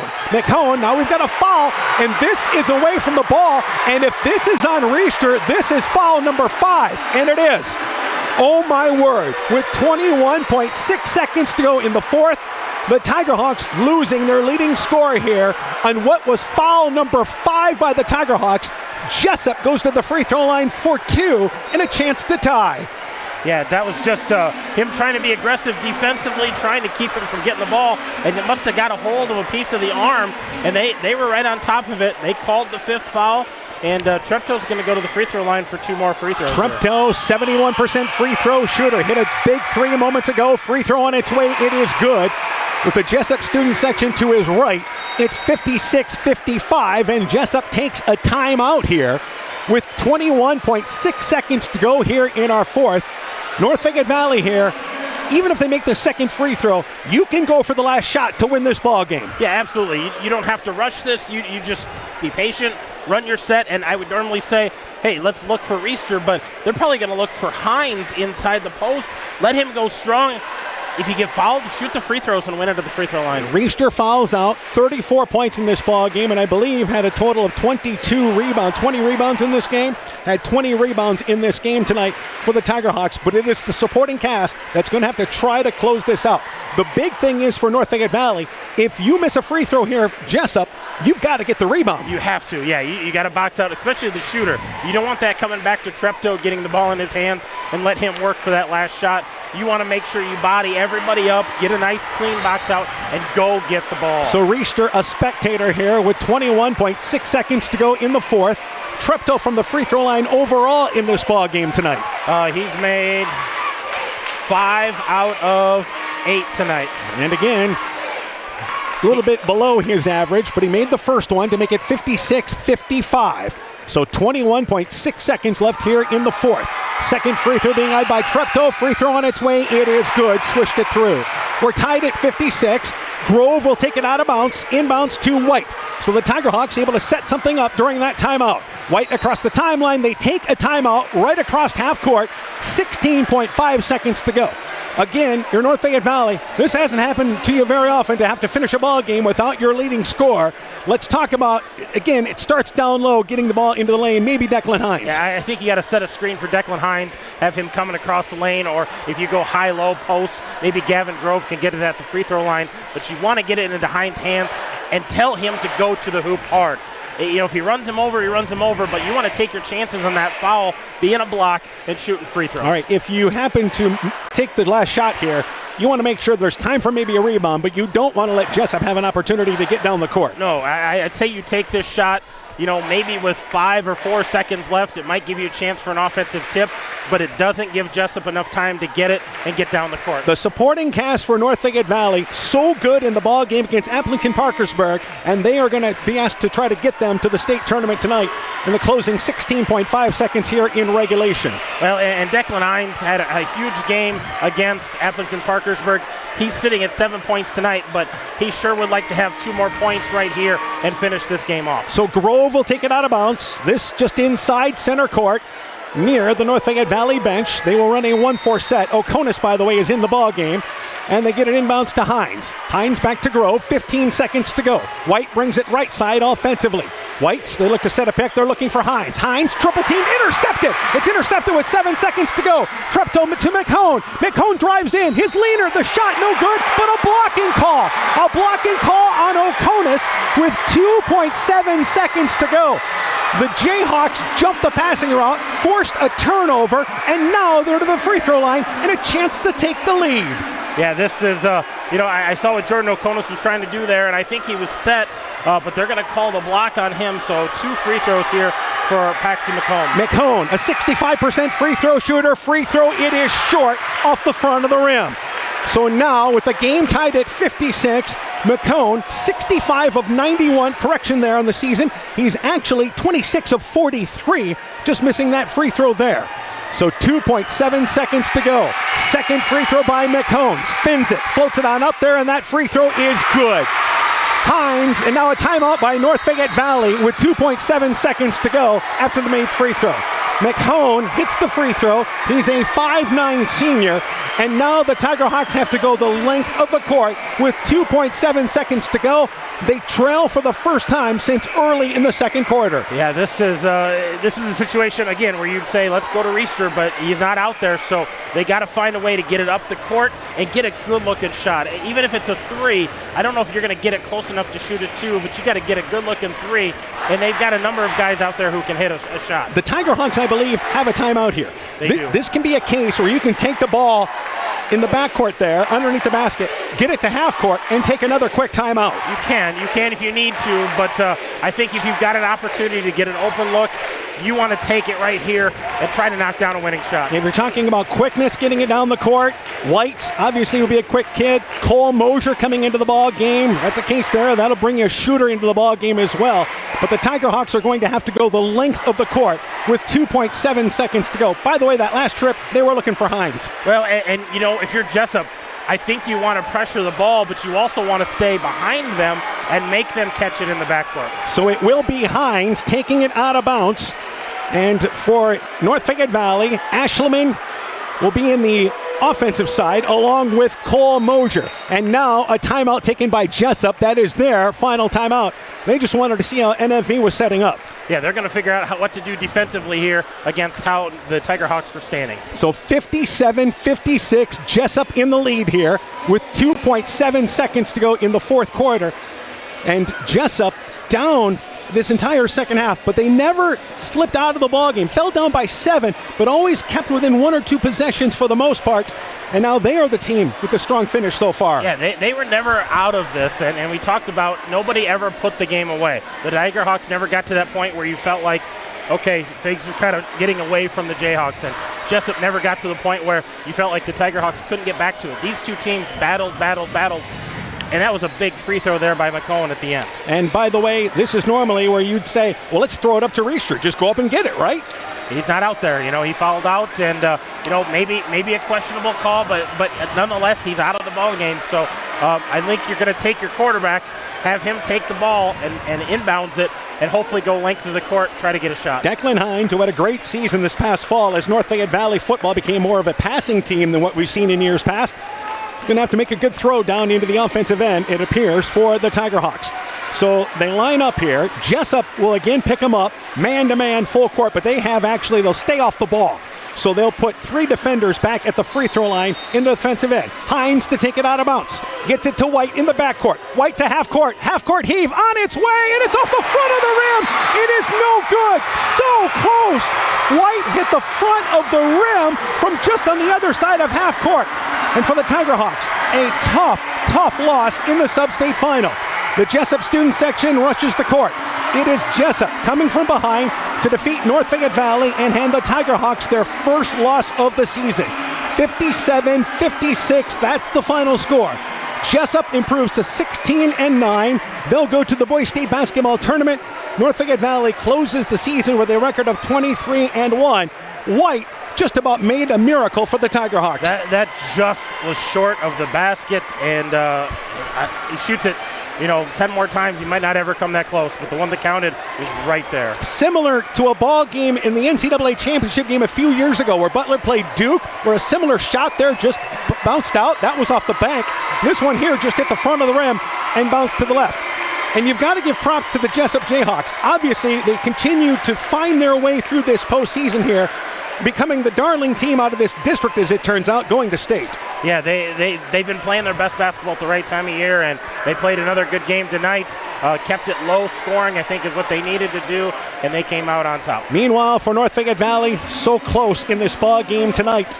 Tiger Hawks had the lead late. Jesup hits the free throws. They score their final 3 points from the free throw line. Treptow hit 2 free throws to tie it at 56. And then it is Paxton McCone who hits the free throw with 2.7 seconds to go. Remember, he missed the first free throw, but made the second, and that's the difference in the ball game. 57-56, the final score. Tiger Hawks will be receiving their district final medals here, their district champion medals. But for the Tiger Hawks, I got to be honest with you, it doesn't get much tougher than this. No, this is a tough one to take. They're feeling this one right now. What a great season for North Fayette Valley comes to a disappointing end, certainly not for a lack of effort and opportunity in this ball game tonight. North Fayette Valley drops the decision by a final score of 57-56. We'll take a break. When we return, we'll talk with the coaches from NFV and from Jesup when our post-game show gets underway. You're listening to Tiger Hawk Tournament Basketball from KCTN Sports. Top Gun Customs knows that the insurance company wants you to do all the work for them. They want you to download the app, take the pictures, upload them, then they want you to accept the paltry check they think will repair your vehicle. No, no, no. Top Gun writes an accurate estimate, takes the photos, and explains the repair process to you. Let Bob and the guys take all the worries out of your repairs. Call Bob or Nancy at 563-964-9899 at Top Gun to schedule your repair today. The Woodland Eye Clinic in Elkader and West Union are proud sponsors of high school sports. We are committed to bringing our patients the highest level of total eye care with detailed one-on-one attention. Our offices offer the newest technology and equipment with a professional team of experienced staff that is committed to you. Call us today for your next total eye care appointment. The Woodland Eye Clinic in Elkader and West Union supports all of our local athletes taking the field or court this season. Hi, this is Tara Fink, psychiatric mental health nurse practitioner. Helping people, bottom line, is the biggest reason I chose a career in mental health. During my own struggles, it was difficult to find good support in this area. Therefore, I vowed to come back home to help meet the great need for mental health care in Northeast Iowa. I'm available for consultations at both the Walk-On and Postville Clinic locations, offering assessment, diagnosis, and medication management for all mental illnesses.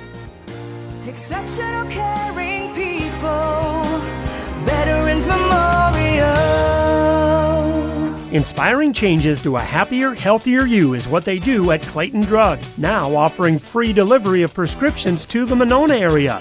To find out more, call 563-245-2530. Clayton Drug can help you transfer your prescriptions quickly and easily to their pharmacy. Clayton Drug is committed to helping you achieve the highest quality of life possible. Clayton Drug, connecting the communities of Elkader, Strawberry Point, and Sumner to serve all in between. Being good at life means getting your finances together so you can focus on the moments that matter most. With over 175 years of expertise, New York Life Insurance Company provides you with benefits you can enjoy while you're, living. So give your local agents, Andrew Reimer or Troy Springer in both Guttenberg and Monona, a call. You can reach Andy or Troy at 563-252-2471. That's 563-252-2471. They can help you and your family be good at life. North Fayette Valley Tournament Basketball is brought to you in part by Dean Family Chiropractic in Claremont, TJ's Pizza in Monona and Claremont, Farmers Savings Bank of Colesburg, Elkport, Garber, Strawberry Point, Arlington, Elgin, and Wadena, member FDIC, Thompson Construction and Monona Overhead Door, Myers Auto Service in Monona, Culligan Water Conditioning in Elkader, Fisk Farm and Home in Monona, Cresco, and Decorah, Bacon Concrete in Postville, and by Car Auto Group, online at karautogroup.com. Welcome back to Wartburg College, Waverly, Iowa. It is North Fayette Valley coming up just short in the sub-state final. Jesup winning 57-56. Kind of a kick in the gut, to be honest with you, as the Tiger Hawks led until late. As a matter of fact, Jesup's only lead they took in the second half was that free throw made by Parker McComb, by the way. Yeah, that was their first lead of the second half, and that was the difference. That was the end of the ballgame. Meanwhile, for Paxton McComb, by the way. Meanwhile, for North Fayette Valley, they closed the season with a record of 24-1. It is a group of seniors that has had great success for North Fayette Valley. And again, it's the case there. They had the opportunity to try to win this ball game twice, actually, as they tried to get the ball down low to Hines in a previous possession that started with 16 seconds to go. And then, of course, for White, that half-court shot just on the other side, coming up just short. And we'll talk with Coach Cranbeer. We'll talk about what they were looking to do on the previous play there.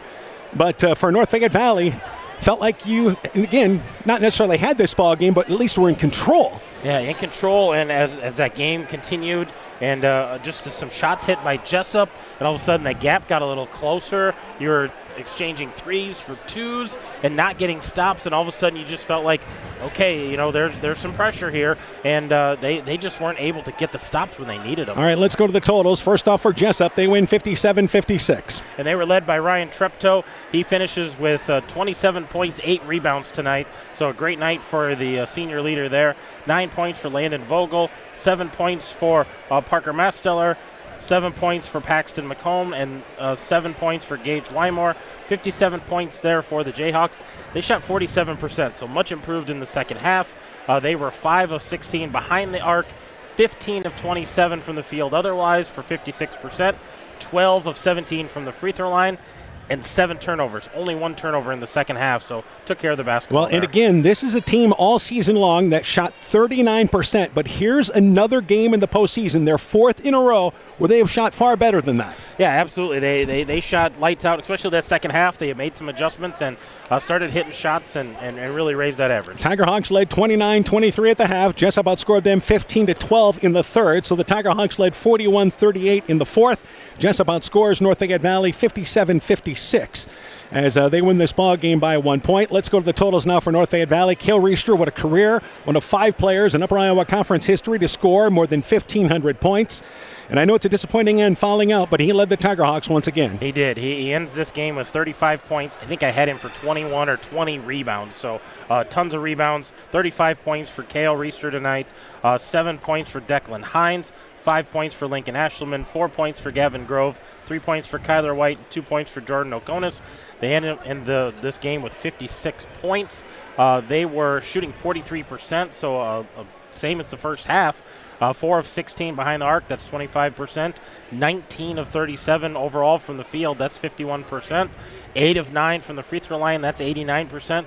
And they finished with only 10 turnovers. So, I mean, they took care of the basketball, shot well from the free throw line, but didn't just couldn't finish it. I don't know how to put that. You talk about all the numbers. All the numbers say that North Fayette Valley wins this ball game. When you look at shot well, didn't turn the ball over, made your free throws for the most part. Out-rebounded them. Yep. It was just insane that the numbers say North Fayette Valley should win this, but, there was one more free throw made by the Jayhawks. That was the difference in the ball game. All right, Jesup, by the way, joins Union from the North Iowa Cedar League. Union, by the way, is now 17-9. Jesup is 16-9, and both those teams are playing in the 2A Boys State Basketball Tournament. Yeah, and I think if you look at those two teams, we're just speculating, but I would assume Jesup probably is the 8 seed. I would think so. And Union is probably the 7 seed, being unranked, because they've got 6 ranked teams, so they will be the top 6 seeds. And these two teams, Jesup being one of them, will be one of those bottom 2 seeds. Meanwhile, for North Fayette Valley, we mentioned this, and again, it may seem like we're harping on it too much, but this is a tough loss. This is a ball game that they felt obviously in the position. Hines scored the basket to put them up 56-52. Looked like they got their basket they needed there. And obviously losing Riester really changed things. It did, and he was just trying to play defense, but that foul was up by the volleyball line, not where the ball was, and just away from the ball, that foul being his 5th. That was a tough one, and he was frustrated all night long. Felt like he was getting, held and pushed underneath the basket on the offensive end, and then a couple of fouls that, I don't know if he made contact on the one blocked shot that they called, but they called it nonetheless, and he just needed to play off on that a little bit. He would have been out there. And fouls, both teams finally got it in the bonus in the fourth quarter. We saw certainly more fouls as the game went on there, but again, you live with that. Both teams were in the bonus in the fourth quarter. But a tough loss, nonetheless. 57-56, the final score. We'll take a break. When we return, we'll talk with Jesup boys basketball coach Joe Smines. We'll also talk with North Fayette Valley coach Matt Cranbeer when our postgame show continues after this. Alameda Clayton Electric provides more than energy. They also provide tips to help keep you safe. Use portable space heaters safely. The safest types have switches that turn the heater off if it's knocked over. Keep portable heaters away from papers, bedding, draperies, and other combustible materials to prevent fires, and keep them away from water to prevent electric shock. Never leave a space heater unattended or leave children alone in a room with a space heater. Your electric cooperative cares about keeping you safe. That's the power of human connections. Alameda Clayton Electric Cooperative, your Touchstone Energy Cooperative. Strawberry Building Supply offers all your building materials for residential and commercial projects. Whether you're building from the ground up, remodeling your home, or a weekend project, we have the materials you'll need. We are an authorized Milwaukee dealer for all your Milwaukee tools. Strawberry Building Supply also has everything you'll need for your pets and livestock. Stop into Strawberry Building Supply today at 413 West Mission Street, Strawberry Point, or call 563-933-4579. Alpine Communications believes connected communities become thriving communities. We are the local telephone company that became a 21st century communications provider. Alpine provides internet, television, cellular, security, and telephone too.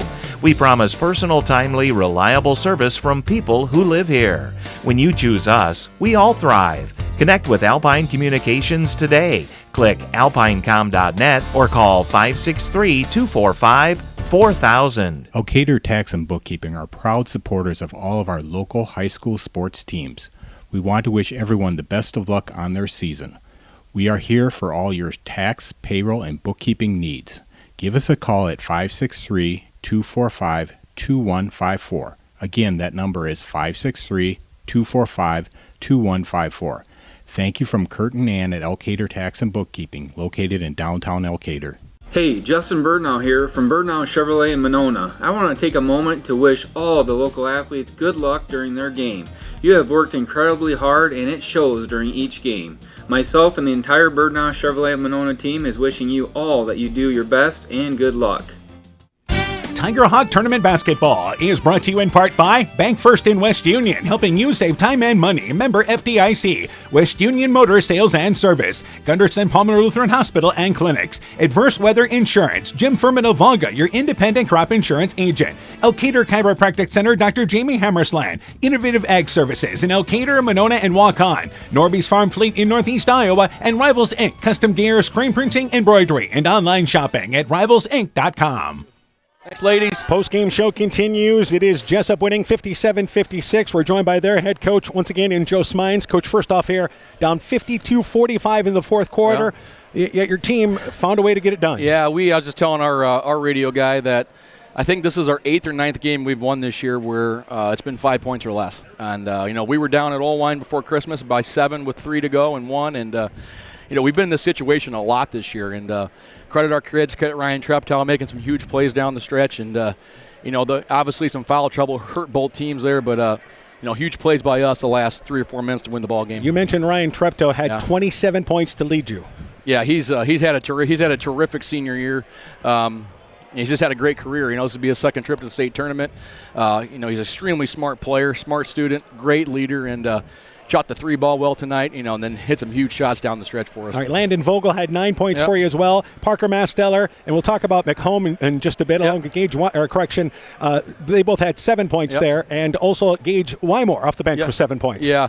Landon Vogel, a senior for us, hit some huge shots again. Just kind of does all the little things we need to have done. And, Masteller fouled out tonight, but I thought he really battled, especially in the second half. And Gage Wymore hit a huge 3 in the second half and had a huge finish, I think, with, probably 2 to go there to cut the deficit down to 2, I believe. All right, you guys made a change defensively. It looked like you put more on Riester in the fourth quarter. Yeah, we threw about 6 or 7 things at him, and Riester is just a load to handle. Terrific basketball player. We went back to something we had done earlier and said we got to go with this and see if it works. And we were with 4 guards basically and Ryan in the game, so basically a 5-guard lineup, and Nick found a way to get it done. All right, obviously North Fayette Valley took a timeout, 16 and a half seconds to go. You guys were able to force a turnover there, and I take it what were you looking to do defensively? Yeah, we had our small lineup in, so we had to put Vogel on Hines, who's a terrific player, and we put Ryan on an off defender, and he made a great steal. We thought maybe a cross screen play was coming. That's one of their bread and butters, and things we work on in practice against them to get ready, and Ryan made a huge play. All right, and obviously quickly into the offensive end, but Paxton McCone going to the free throw line. Yeah, so Paxton, he's our second McCone to play for us. He's a third McCone to play in the state tournament now. So his older sister did. His older brother played for me a few years ago, and in shoot-around today, he couldn't make a free throw, and then he made it when he had to have it. So really proud of him. Made the second one there. Your thoughts on going to the state basketball tournament now? Union's there, another one of your conference mates. Yeah, Union, NICLA school, and then Grundy in the West. So we're excited. This group was 2 and 4 at Christmas, and 3 and 5 at one point, and just kept battling, and we're excited to get down to Des Moines again. All right, congratulations. Thanks, Dan. Coach. I appreciate your guys' coverage. Good luck to you. You betcha. Good luck to you guys. Again, that's Jesup basketball coach Joe Smines talking things over about his Jayhawk team as they are going to the state tournament with a record now of 16 and 9 on the season. We'll take a break. When we return, we'll talk with North Fayette Valley coach Matt Cranbeer. As the Tiger Hawks just emerging from their locker room. We'll talk with Coach Cranbeer right after this. Alameda Clayton Electric provides more than energy. They also provide tips to help keep you safe. Did you know light bulbs can reach 300 degrees Fahrenheit and are an often overlooked fire hazard? Overloaded outlets or faulty wires can also cause fires.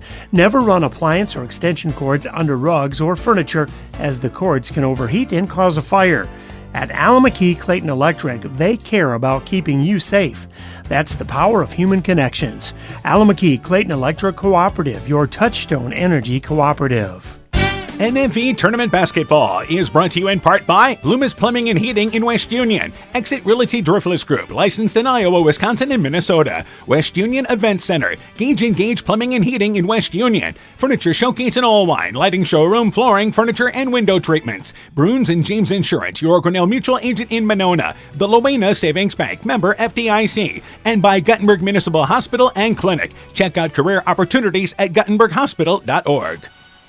Welcome back to Wartburg, 57-56. Jesup victorious over North Fayette Valley. We're joined by Tiger Hawk basketball coach Matt Cranbeer. Coach, first off, game's tied, 16.5 seconds to go. Took a timeout. What were you guys looking to do? Well, we wanted to get the last shot. We knew we weren't going to have Kale in overtime, but we still got to get to overtime is what we thought. And, we just went a little too early and we forced it in there. And, that's just a lot of stuff going on in that spot. Declan catches it. We might have a really good shot at it, but we wanted to try and shoot it.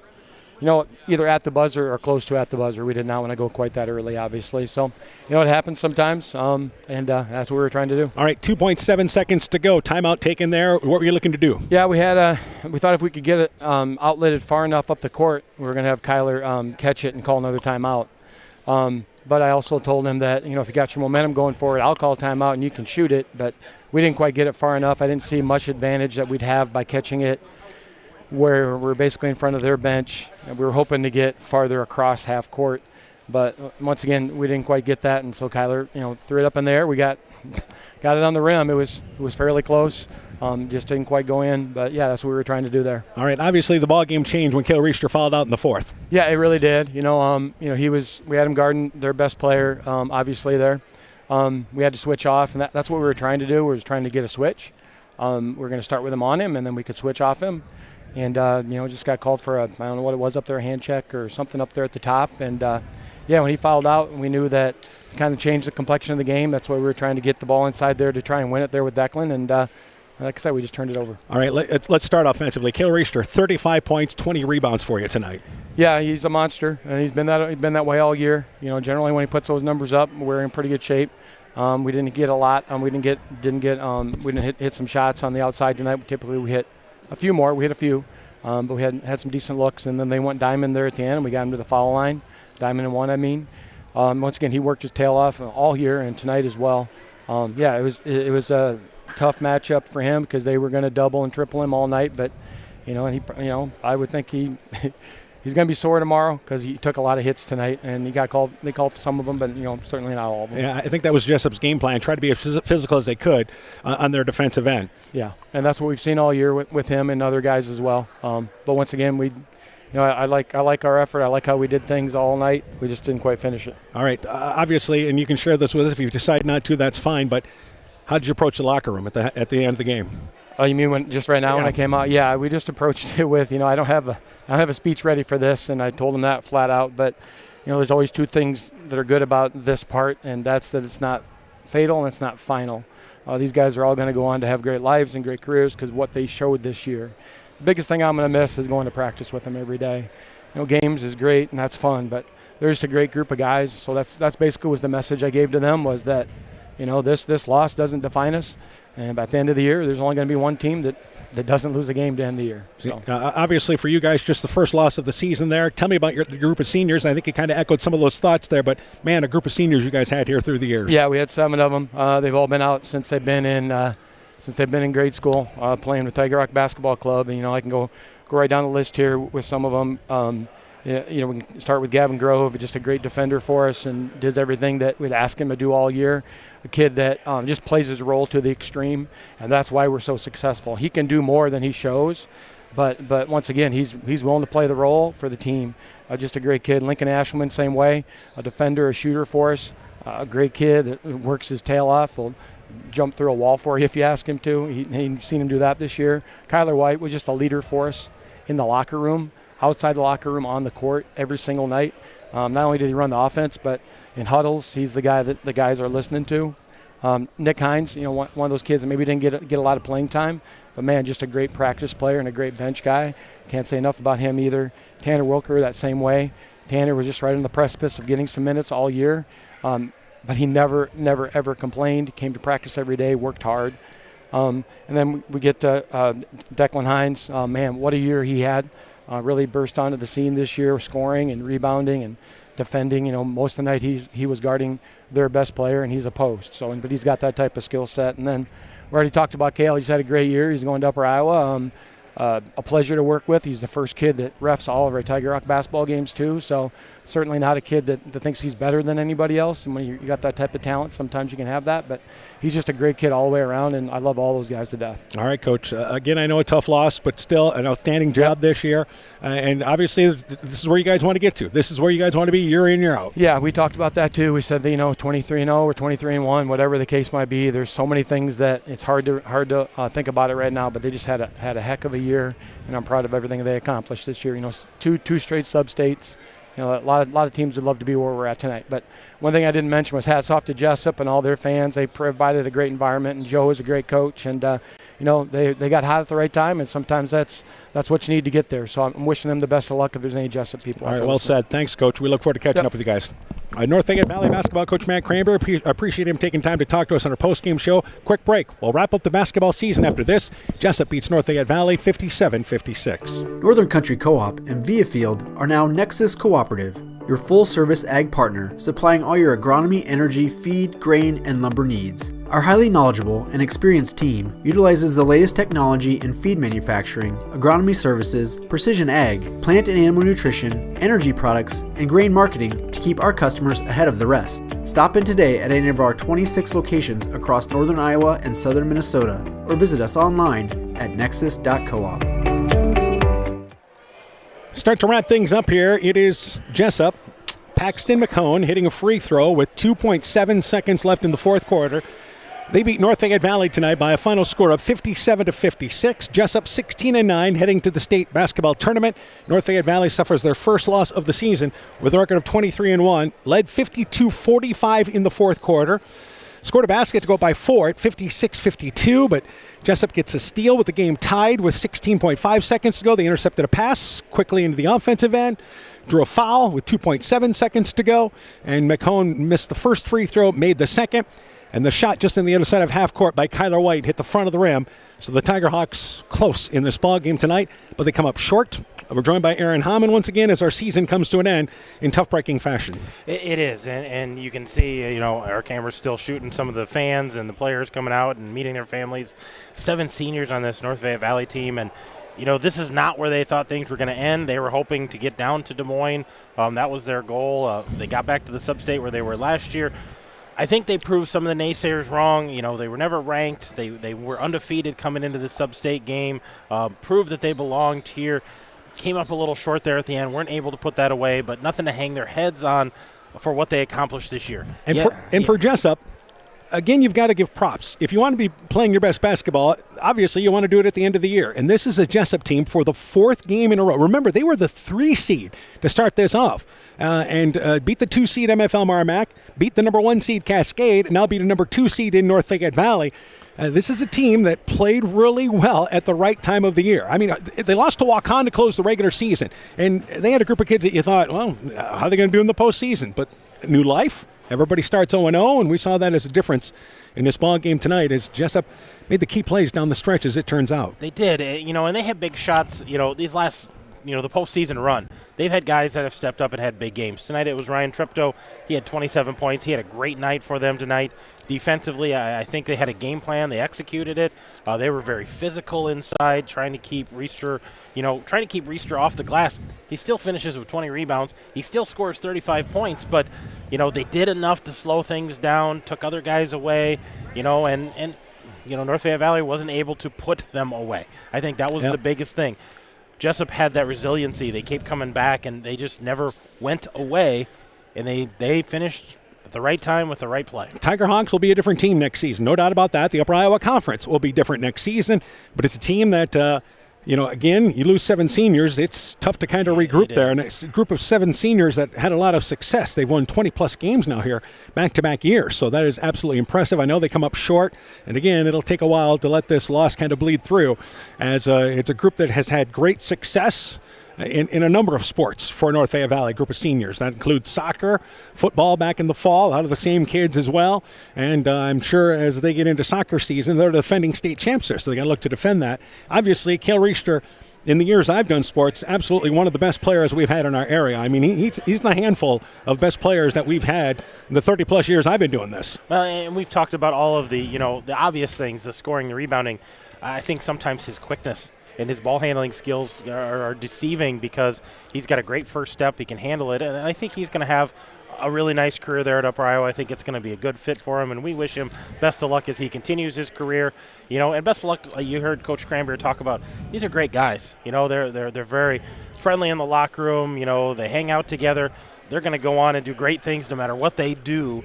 And they don't want to be defined by this one loss. Team that played hard all year. No, I mean, we did them a number of times. Absolutely, effort was there every night, and it looked outstanding in the postseason until, just till the later stages of this ball game tonight, where Jesup makes enough plays to win it down the stretch. So we wish good luck to the Jesup Jayhawks at the Boys State Basketball Tournament in Class 2A. This brings an end our high school basketball coverage for you tonight on KCTN FM 100, live video on KCTN.com, the KCTN YouTube channel as well. We thank everybody who let us know scores from across the area each night. We bothered a lot of people all season long, but it allowed us to focus on a number of other games as well that were going on besides our broadcast. We had a number of kids stepping up and run the camera for us at a number of different districts here. Ethan Murray from North Fayette Valley, special thanks to him.